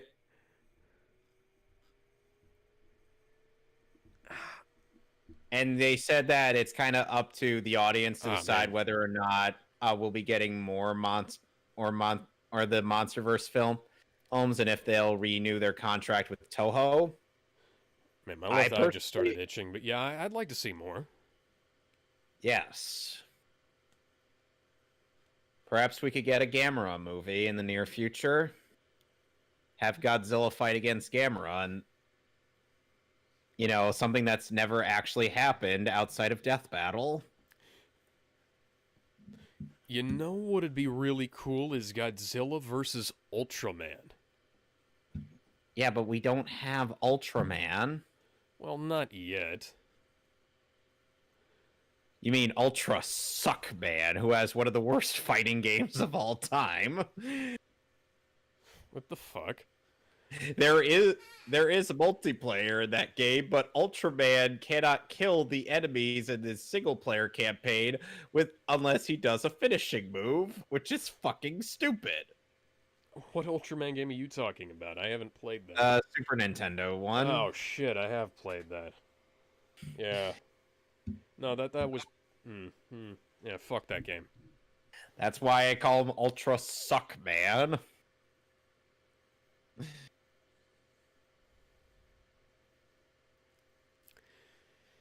Let's see, are there any classic monsters you'd like to see in the next film? Well, maybe we could get Anguirus. I'd like to see Mothra and Rodan back. Maybe Mothra can get her own movie. Yeah, Mothra movie would be pretty good. Let's see. Think about any more giant creatures. It'd be nice to see a good Gamera movie again, and because I was just saying, get Gamera and then and set up Godzilla versus Gamera, so we can have an actual battle between those two. A lot of the Gamera movies that have existed for like between the original Gamera and I can't remember. I gotta look at this here real quick. And, you know, like the late Showa era, Gamera movies. These were kind of not good. Then you also have like the newer Gamera movies. I think that are like the. I'm just looking at. I just got distracted and I looked at this. Apparently, in 2014, new Gamera movies were announced, but not actually released. They're still working on them. You know, Gareth Edwards, Jordan Vogue Roberts, Michael Dougherty, and Adam Wingard once had met up for the premiere of Godzilla vs. Kong. Oh, cool. Yeah, Gamera the Brave was the last Gamera movie ever made. And that was released in 2006. 15 years, man. Yeah, early... Some of like the mid-Showa era Gamera movies are a bit eh. You know? I'd have to wonder how Ben Affleck felt shooting the Martha scene in him and Henry Cavill. How did they feel about shooting that bit? I'd like to know what he thought about shooting the Martha Manhunter scene. Affleck? Yeah. Affleck. I'm surprised Affleck has never gotten Affleck to be a spokesman, because that would be fucking hilarious. It would. Oh. You don't even have to have him do anything. It's just you get him into a recording booth and record him saying, "So you want me to say Affleck for the Affleck duck?" Yes. All right. And then just cut to the Affleck duck saying Affleck. No, Ben. It's Affleck. That's what I said.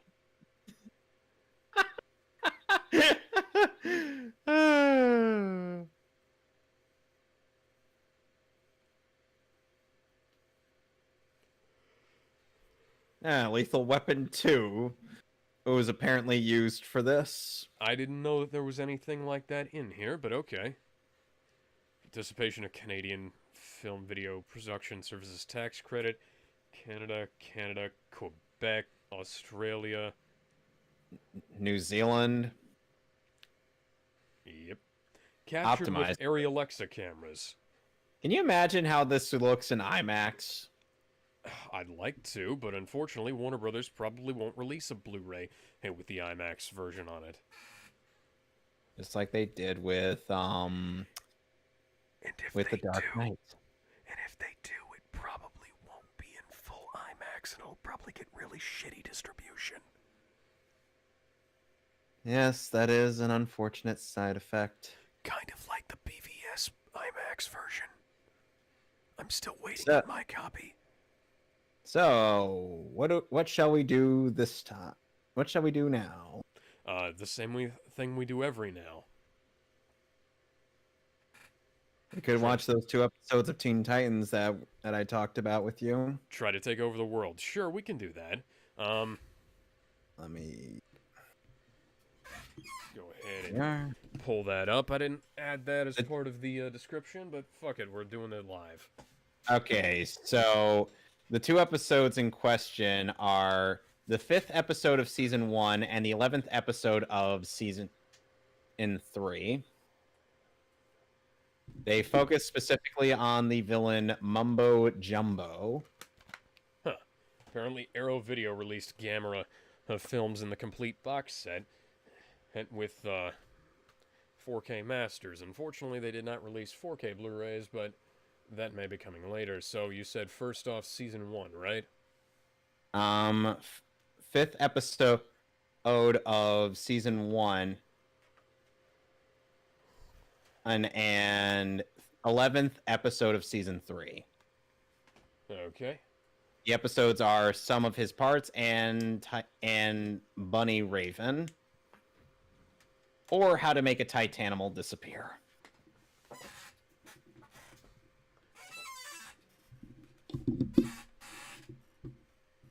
I think that was like a play on like old magic shows back in the day.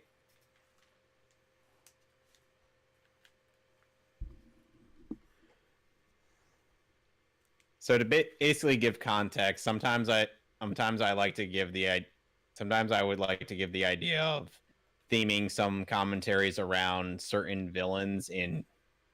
Why exactly does the Warner Brothers Home Entertainment logo have a DTS HDMA and a 5.1 mix? It seems a bit wasteful. Who knows? Though, do you think Teen Titans looks good in HD? Yes, it does. It looks better than most of the early DC movies do, at least for the animated movies. Some of his parts, you said. Yeah, some of his parts. Got it queued up? Yep. All right. And 3, 2, 1. Yeah. What's up, Doc? So, funnily enough, Mumbo Jumbo isn't even the focused villain of this episode. Oh, he was just kind of added in for comic relief.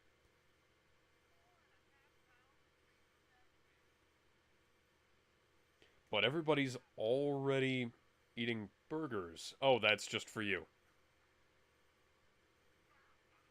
You realize Beast Boy is vegetarian. What kind of creature did you kill to make that happen? Probably a cow.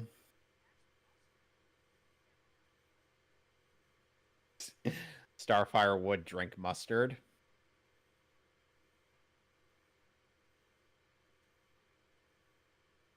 Where did your tail go? He shifted back to normal. Inside the bun?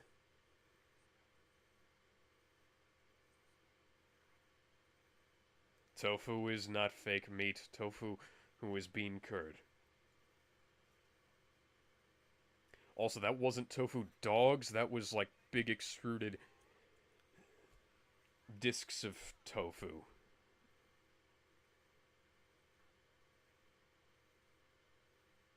Well, then again, it wouldn't be fair if Raven joined in.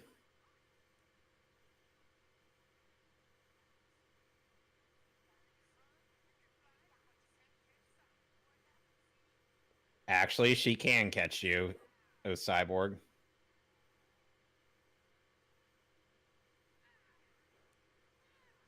Sadly, not the craziest thing I've seen in football. What is the craziest?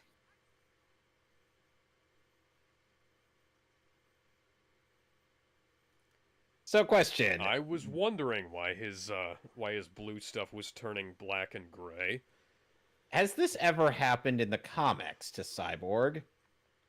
I can't remember. Because I don't think that's something that happens to a techno-organic being. Probably shouldn't. Especially since Cyborg's insides are human.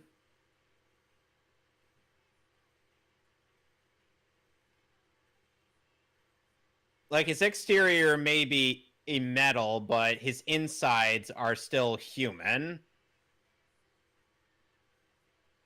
He still has a heart, lungs, though he may or may not have a stomach, according to Batman. See, nowadays they would have cut the theme song after the first Teen Titans Go.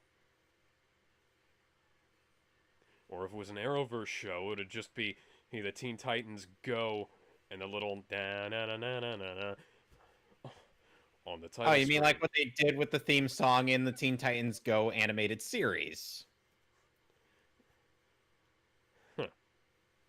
So,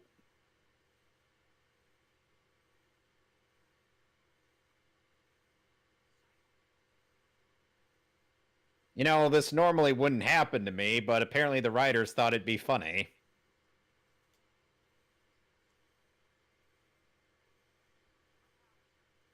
Didn't you just eat an entire rack of baby back ribs?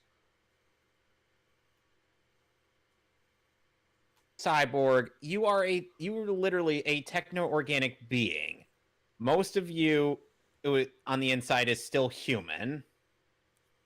Seriously, man, why do you even eat if that's not going to help? Shouldn't you have some kind of reactor inside of you to... Hello, small child.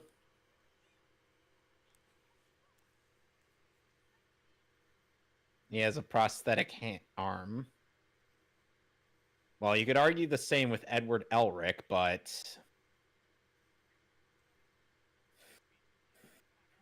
And apparently Tara Strong acts for two, Raven and that small child.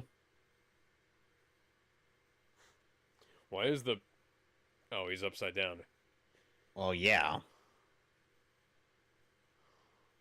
So Mumbo was created specifically for the show, not something from the comics. Though, of course, that won't stop Adventure or Time from stealing his backstory for the Ice King.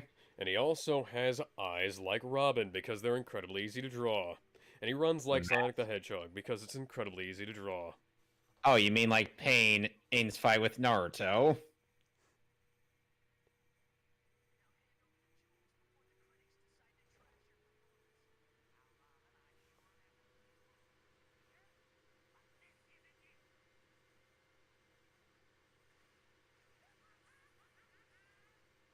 And he's voiced by Tom Kenny. We are continuing to play the...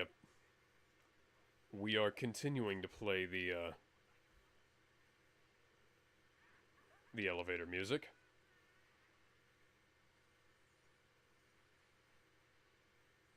Are we sure we're not playing Mother 3?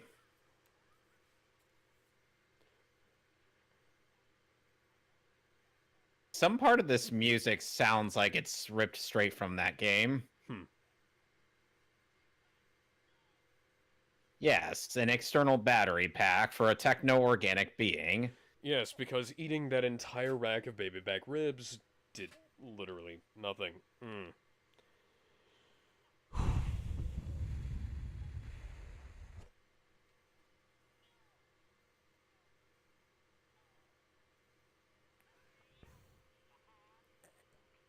Boo.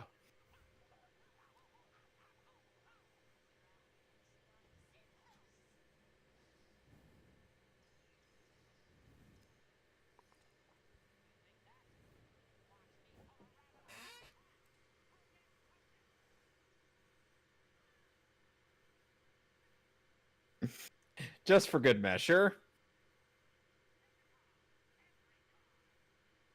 All right there, Gambit.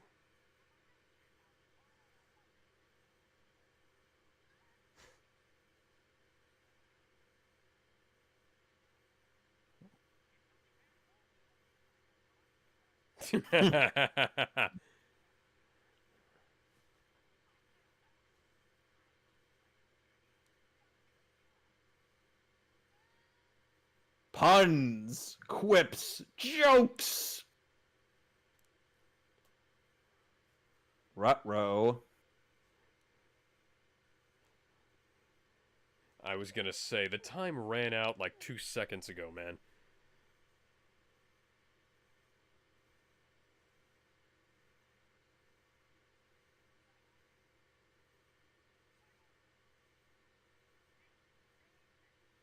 And Robin and company assume that Cyborg is on that dump truck.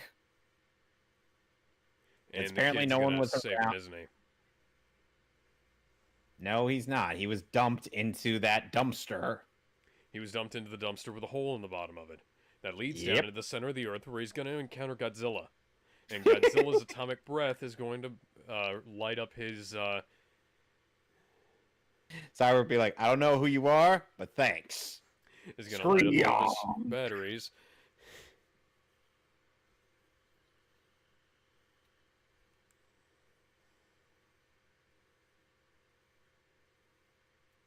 And here we have the Fix-It, voiced also by Tom Kenny.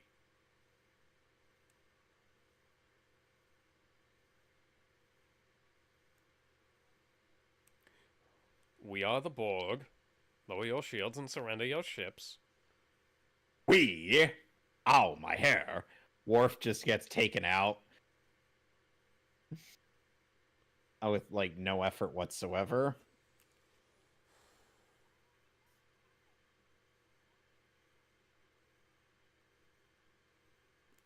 That's the sound that the communicators in Star Trek make.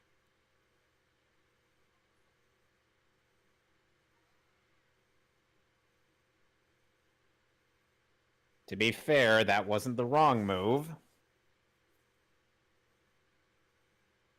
After all, you want to get a trail of where your magician went.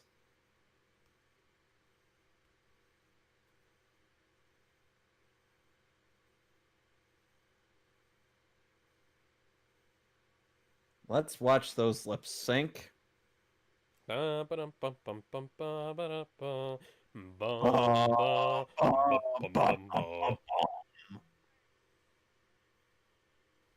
Motherfucker, did I say you could leave?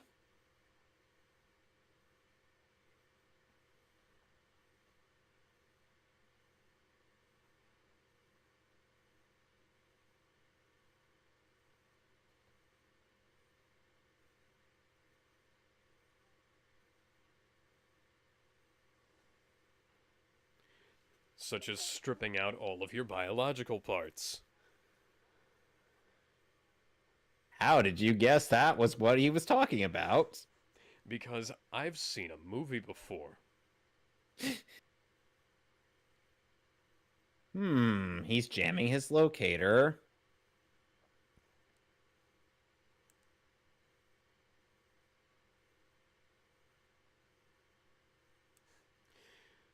You sure about that? Yeah, you didn't notice that his eyes turned red, did you, buddy?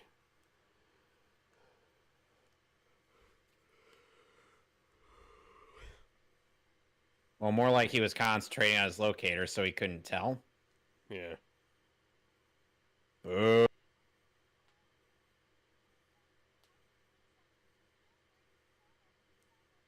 Filth my...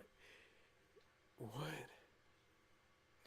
You forget that Starfire speaks in very questionable ways. Yes. You do realize that it's not going to help you if you can't harvest that cash, right? He just did. Oh, he did.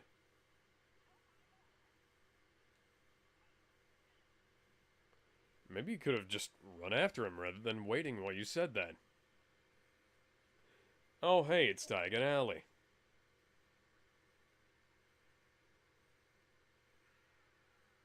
Except he didn't have to say Diadon Alley. Really, Beast Boy? You couldn't see through the friggin' red cape?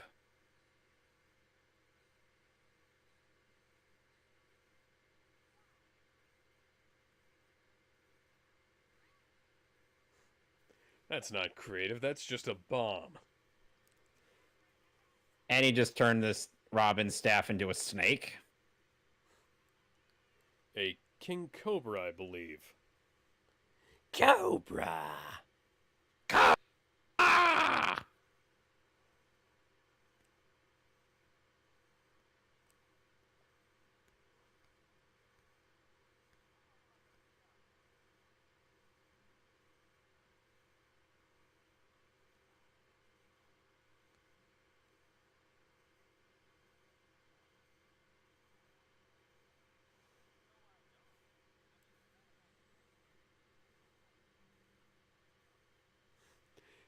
take a hint at the red bar going into his head. The red wires.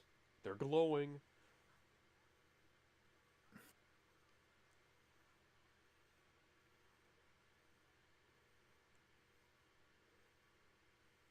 Yep, now he's getting the hint.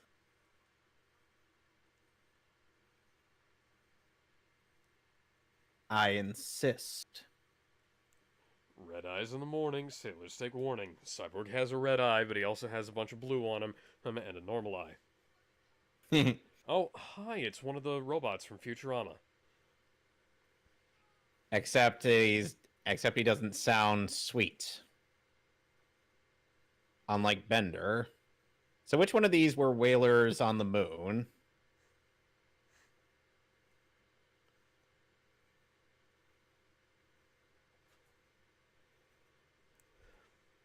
Ooh, that's garish. That looks kind of Slade-esque. That mask. Oh, gee, it's almost like this Slade was the focused villains of this season. Yes, they totally removed his biological components. That's the Power Rangers font, aka the Top Gun font.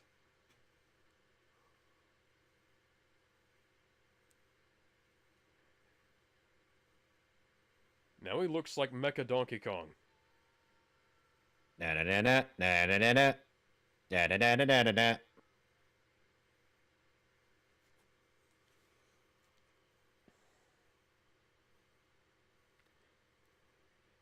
You had him strapped to a table to mechanize him, but you didn't do it. Why? I should have known DC's Skeletor would show up again. If that was your evil plan, why did you not execute it while he was unconscious? It doesn't make any sense. Yeah.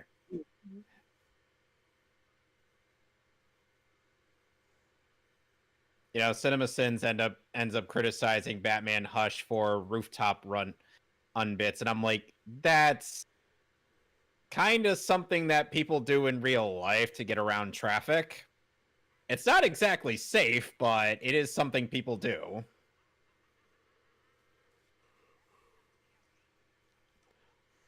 Let's watch those lips sync. You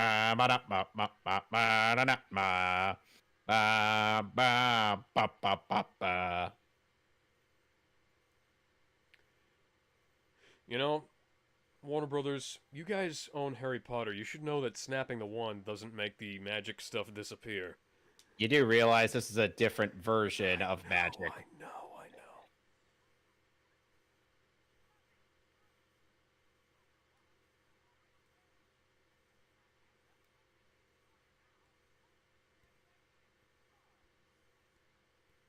Why is it that Beast Boy was the first one to come to that conclusion? Yes, you do, SpongeBob.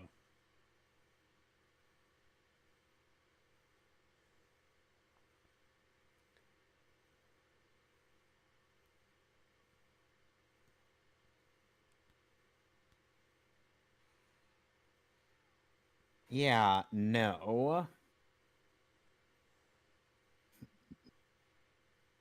Ah, damn it. Well, Cyborg's not going to be opening any doors. He opened a door earlier, but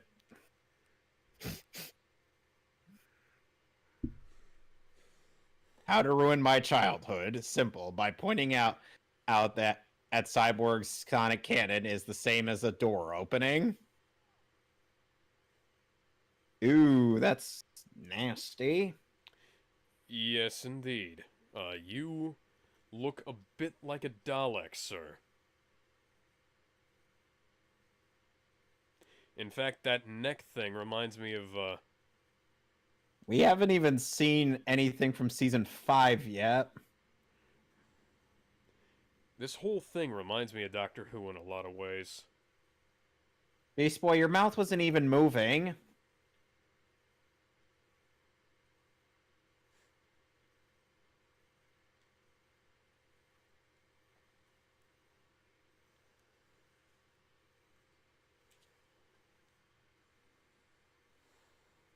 There appear to be intruders.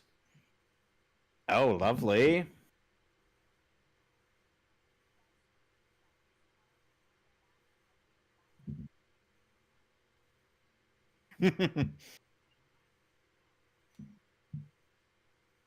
Well, more like Apocalyptian steel. The haloing on that background is kinda not great.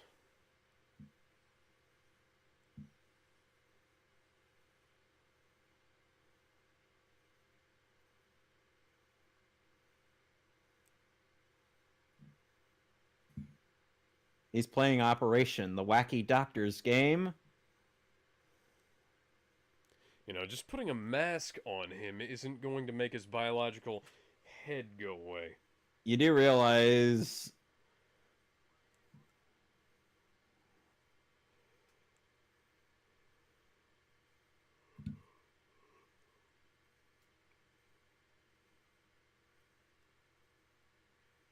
You might want to have done that before you put the mask on him, dude.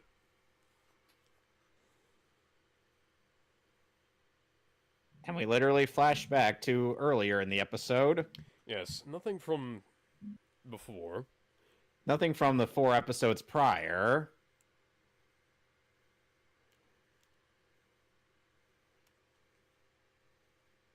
Hang on, that's the ambient sound effect from the moon in Majora's Mask. God damn it, you're right. Beast Boy, where did your pupils go?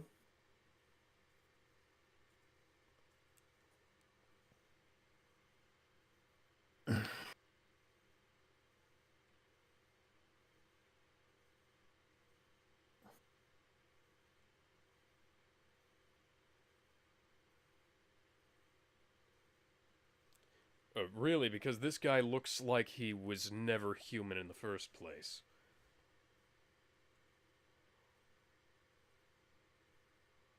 Sadly, we never see it ever again, unless you're counting the Teen Titans Go comics, where he helps build a Teen Titan robot. I'm not making that up. Too bad the Go comics ended before... Too bad the Go comics ended before they actually made a real conclusion. Yeah. I just don't... They canceled the Teen Titans Go comic to make way for Tiny Titans, and honestly, I liked Tiny Titans. It was a good comic, but it wasn't Teen Titans Go. Right. And then again, they did the same thing. Canceled a fairly decent show for a purely comedy show. And they canceled Young Justice just because they weren't selling enough toys. That was literally Cartoon Network's motive. That was literally Cartoon Network's motive for pulling in Young Justice. Yeah, Warner Brothers was doing that for a lot of stuff back then. Okay, so which season are we doing now? We're on season... We'll be on season 3, episode 11, in the Bunny Raven, or How to Make a Titanimal Disappear. After all, Mumbo is a magic man. Weird how HBO Max... Weird how... Magic hands.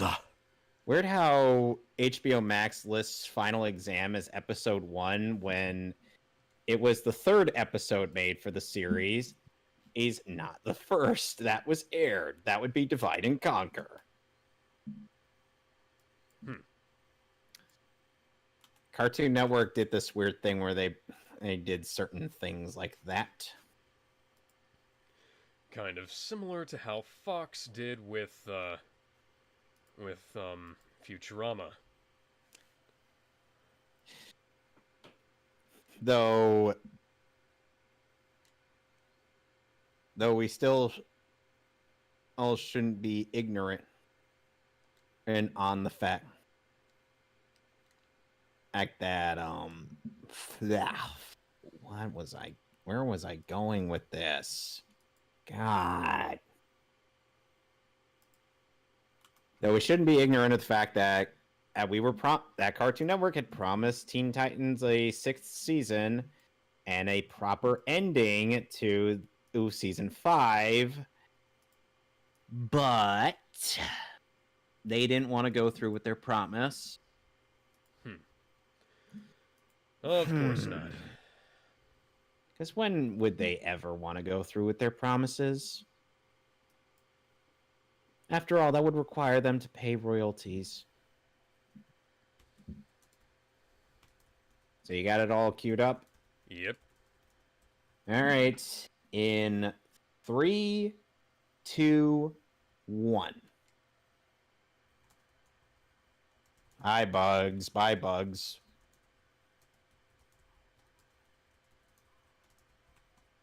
Speed lines. So yeah, they kind of wanted to make it. They wanted to make an episode with this guy as the focus.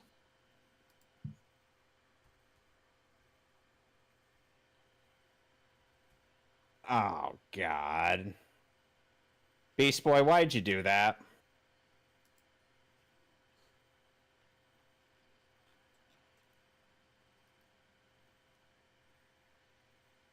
Seriously, Star?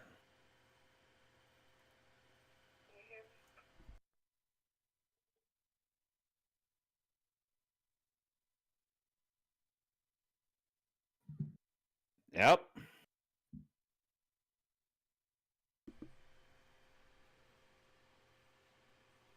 Weirdly enough, Raven didn't even use magic in the comics. That's a little bit funny. They just wrote her to be able to use magic in the show.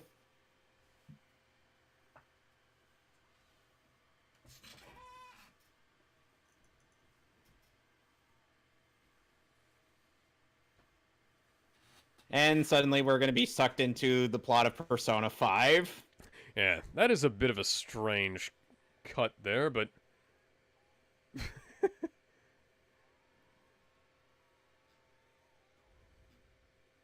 Seriously, Robin, how'd you lose your grip? And now Raven's a rabbit. I'm with you on that one, Ray.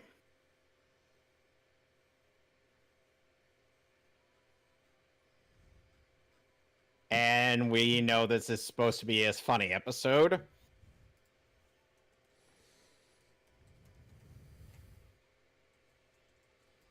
Oh, and you know what's another reason for casting Tom Kenny as Mumbo? What? They wanted an actor who could sing. Huh. I didn't know he could sing. Did you forget that he has sung before in SpongeBob? I mean, a lot of the SpongeBob singing was done by other actors. Except Tom Kenny could actually sing. Yeah. So I just saw this.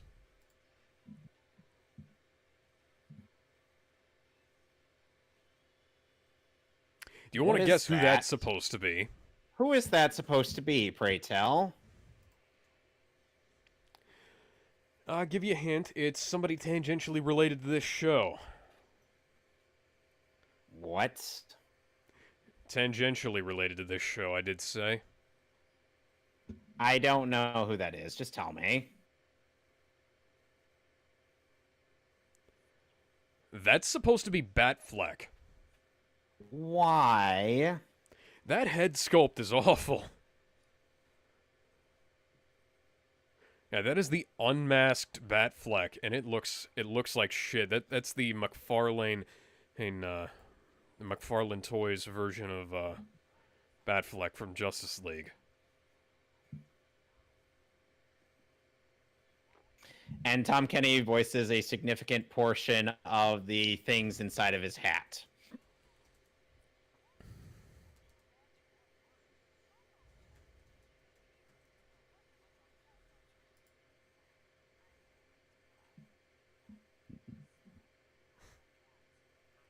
Cue that song from Suicide Squad.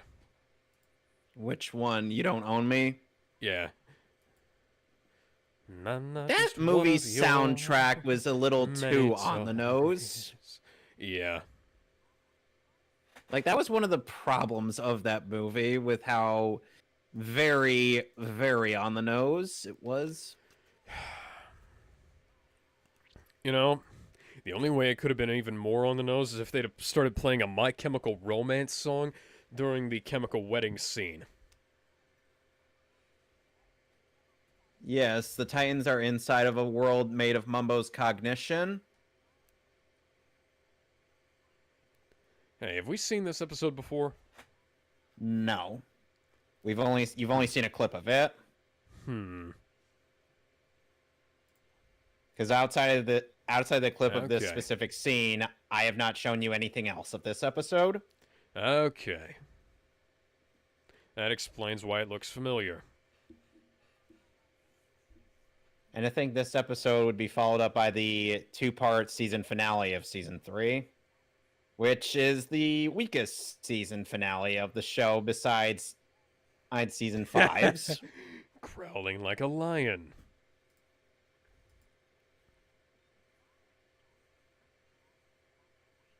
Yoink.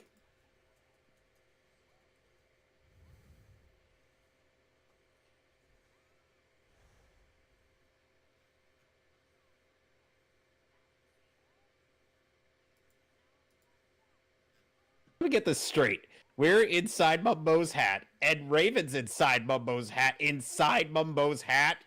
Ugh. Dude, you're making my brain hurt.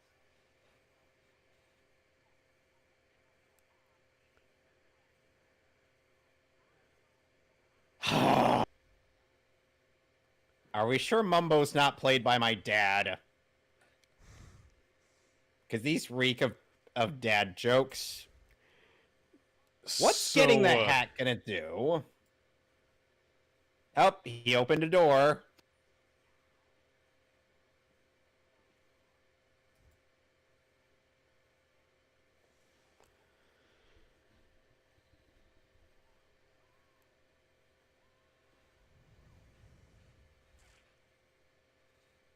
Where'd you fall in?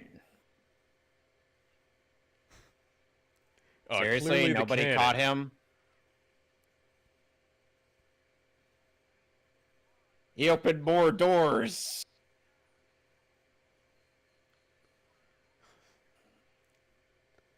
And he couldn't open a door to save his life in the last episode. Well, because his weapon systems were shut down. I know.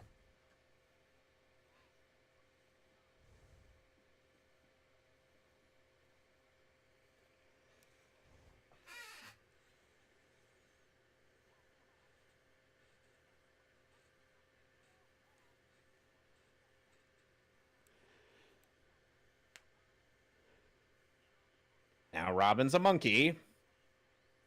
Starfire is a putty tat. And Cyborg's a bear with a tutu.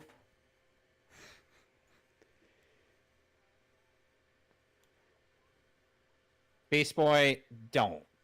Just don't say stupid things like that. Because he'll find a way to circumvent your powers. Was that... Like... And he turned him into a lamp. I thought the last one was a Hanna-Barbera character. That'd be kind of funny, but... So yes, Mumbo circumvented Beast Boy's powers by turning him into a lamp. Into an inanimate object. So now he can only turn into inanimate objects. See, you know, you could have just used the Looney Tunes theme. Guys, you own it.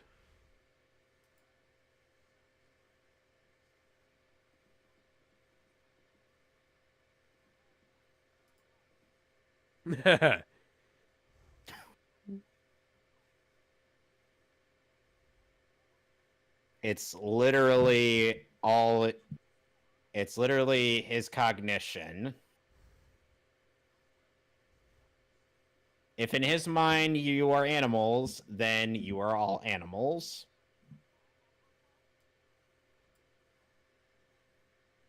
Ooh. Hmm. Ow.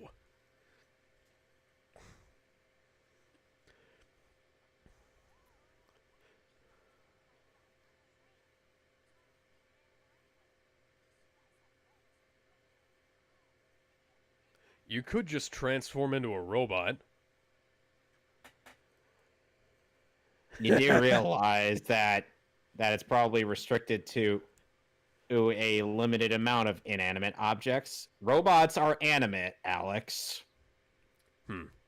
You can make a robot move. Like that was gonna change. Someone needs to go in there and change it to Superman. Or better yet, just have Deadpool go in there and fail at saving somebody by taking too long. Yeah. Oh, great, it's Master Hand and Crazy Hands Posse.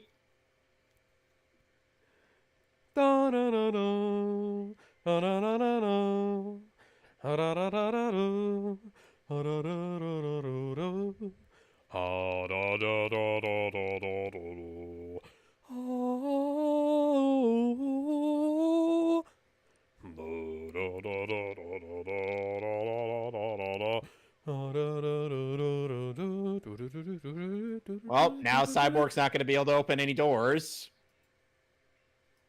You know, Tom Kenny would make a pretty good Joker. Yes.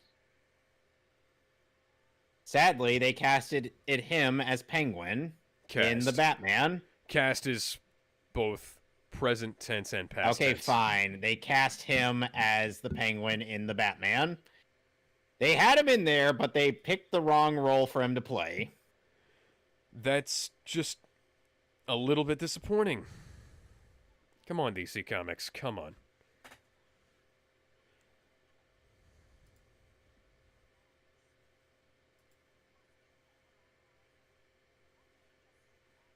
I feel like Mumbo's asking that to you.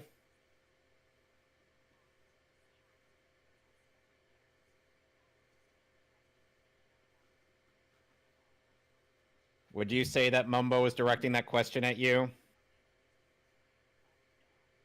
What question at me? Must you overanalyze everything? Why can't you just sit back and enjoy the show? Yes.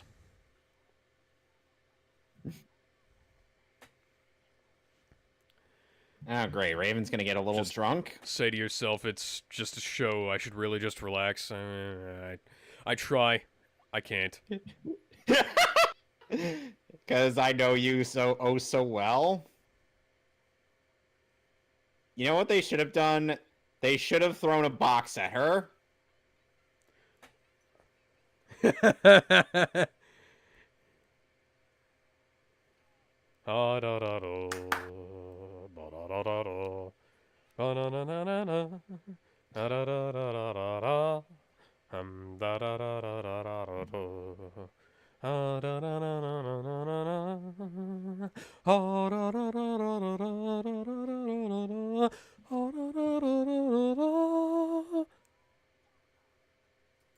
Oh, and now we get the bit where our Tom Kenny's singing talent comes in handy.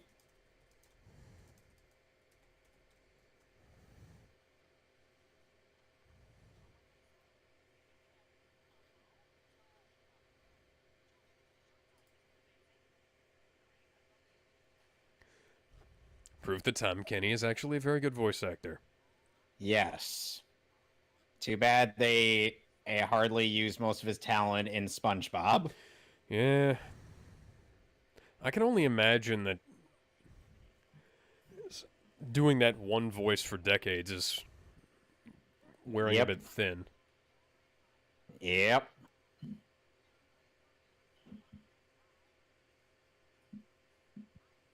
And he's going to be forced to do that voice in Camp Coral. Which totally isn't stepping on Steven Hillenburg's grave or anything. Am I really going to deface this grave for money? Of course I am.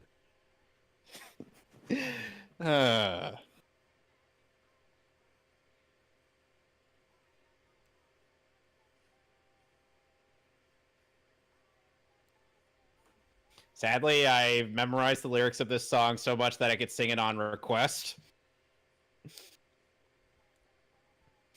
That's a sad talent, I know.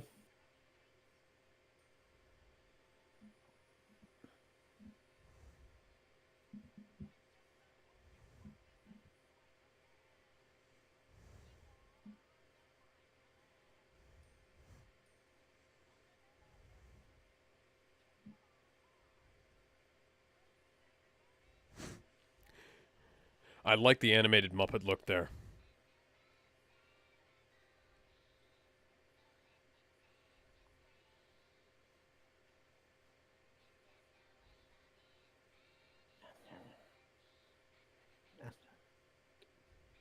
Did you know that Tom Kenny was in frick, what was the name of that anime?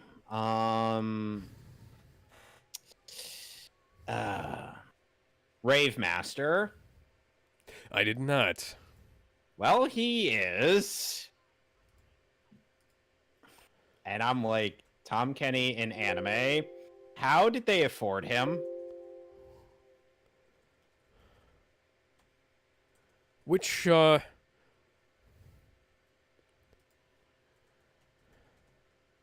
Rave Master. The Groove Adventure Rave, also known, animated by Studio Dean. Funny. Oh, and that explains it. It was licensed by Warner Brothers, apparently. Warner Brothers never finishes what they license in terms of anime.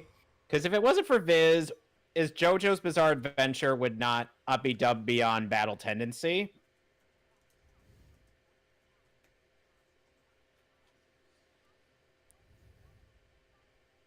How is his role on Rave Master not on the Okay, it's on Wikipedia, but it's not on his Wikipedia page.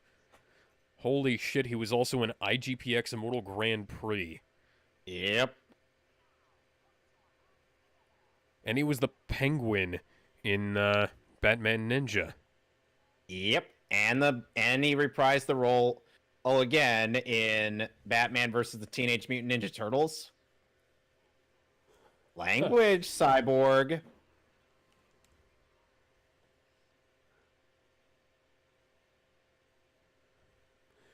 His feet wouldn't make that tapping noise without taps on the bottom. Not even those claws would be able to do that. You forget that this is a I know. magic world. Holy shit. IGPX had Haley Joel Osment and Hynden Walsh in the main cast. I have to ponder. Wasn't that like a short, like an anime that had like a couple short art episodes that had like 5-minute episodes? Yes. First micro series was 5-minute episodes, and second was 26 episodes of full length. Recorded at Bang Zoom with what is quite possibly one of the most absurd casts in the history of anime.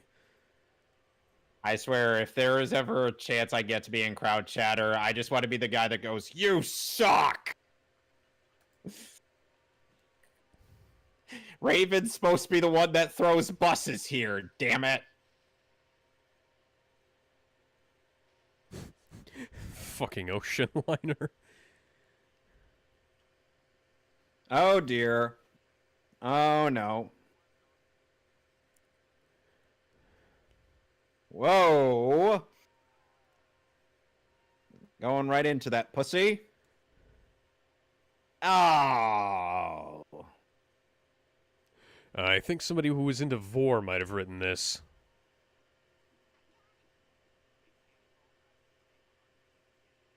Well, at the very least, Greg Stipes didn't have to match up with lip syncs for this, or quite a bit of this episode. What are you, the Cat in the Hat?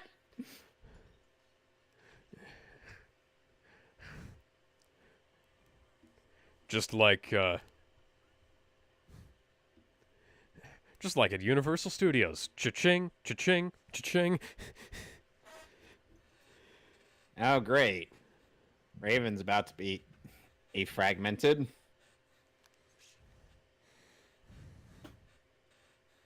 I do not want to see sexy Mumbo ever again. Thank you. Perhaps sexy Mumbo will make a comeback. Please no.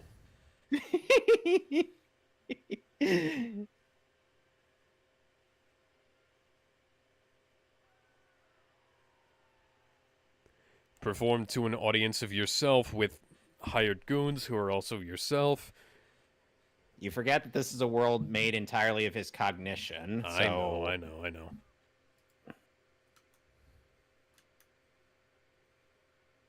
Oh, you just saw sexy Mumbo twice. Oh god, no, go away. Go away.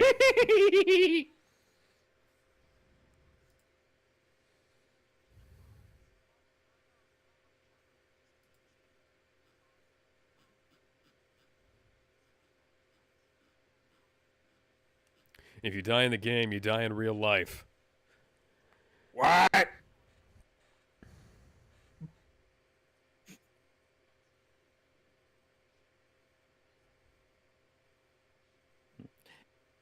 We need more sexy Mumbo. No, we don't.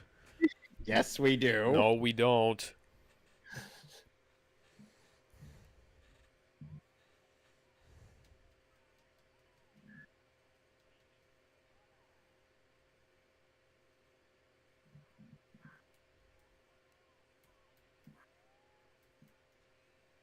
Ah, there's a busty Mumbo mom. No. Shock.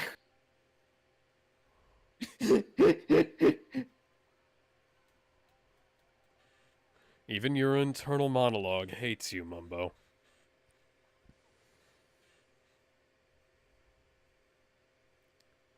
That's actually really funny.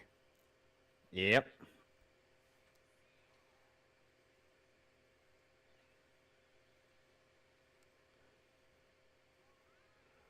Yeah, no.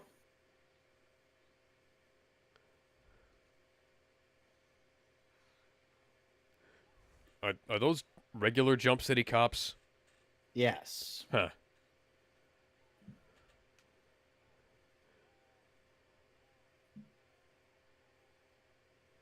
Yeah, be careful, Disney's gonna sue somebody.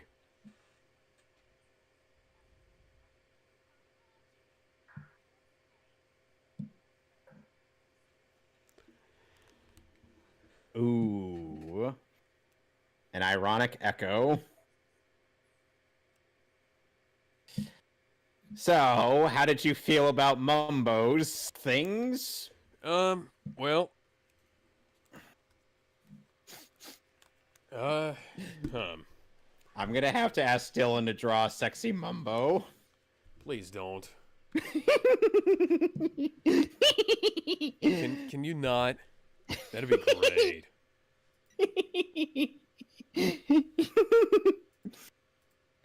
Well, anyway, is there anything else on the agenda, or was that it? That was it. I think the rest of my agenda is going to be finding things that you hate and making you watch them. I think I might forego The Matrix and force you to watch Samurai Cop next week. I don't even know what that is.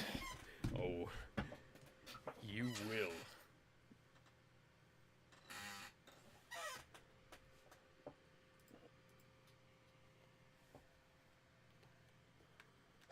You will.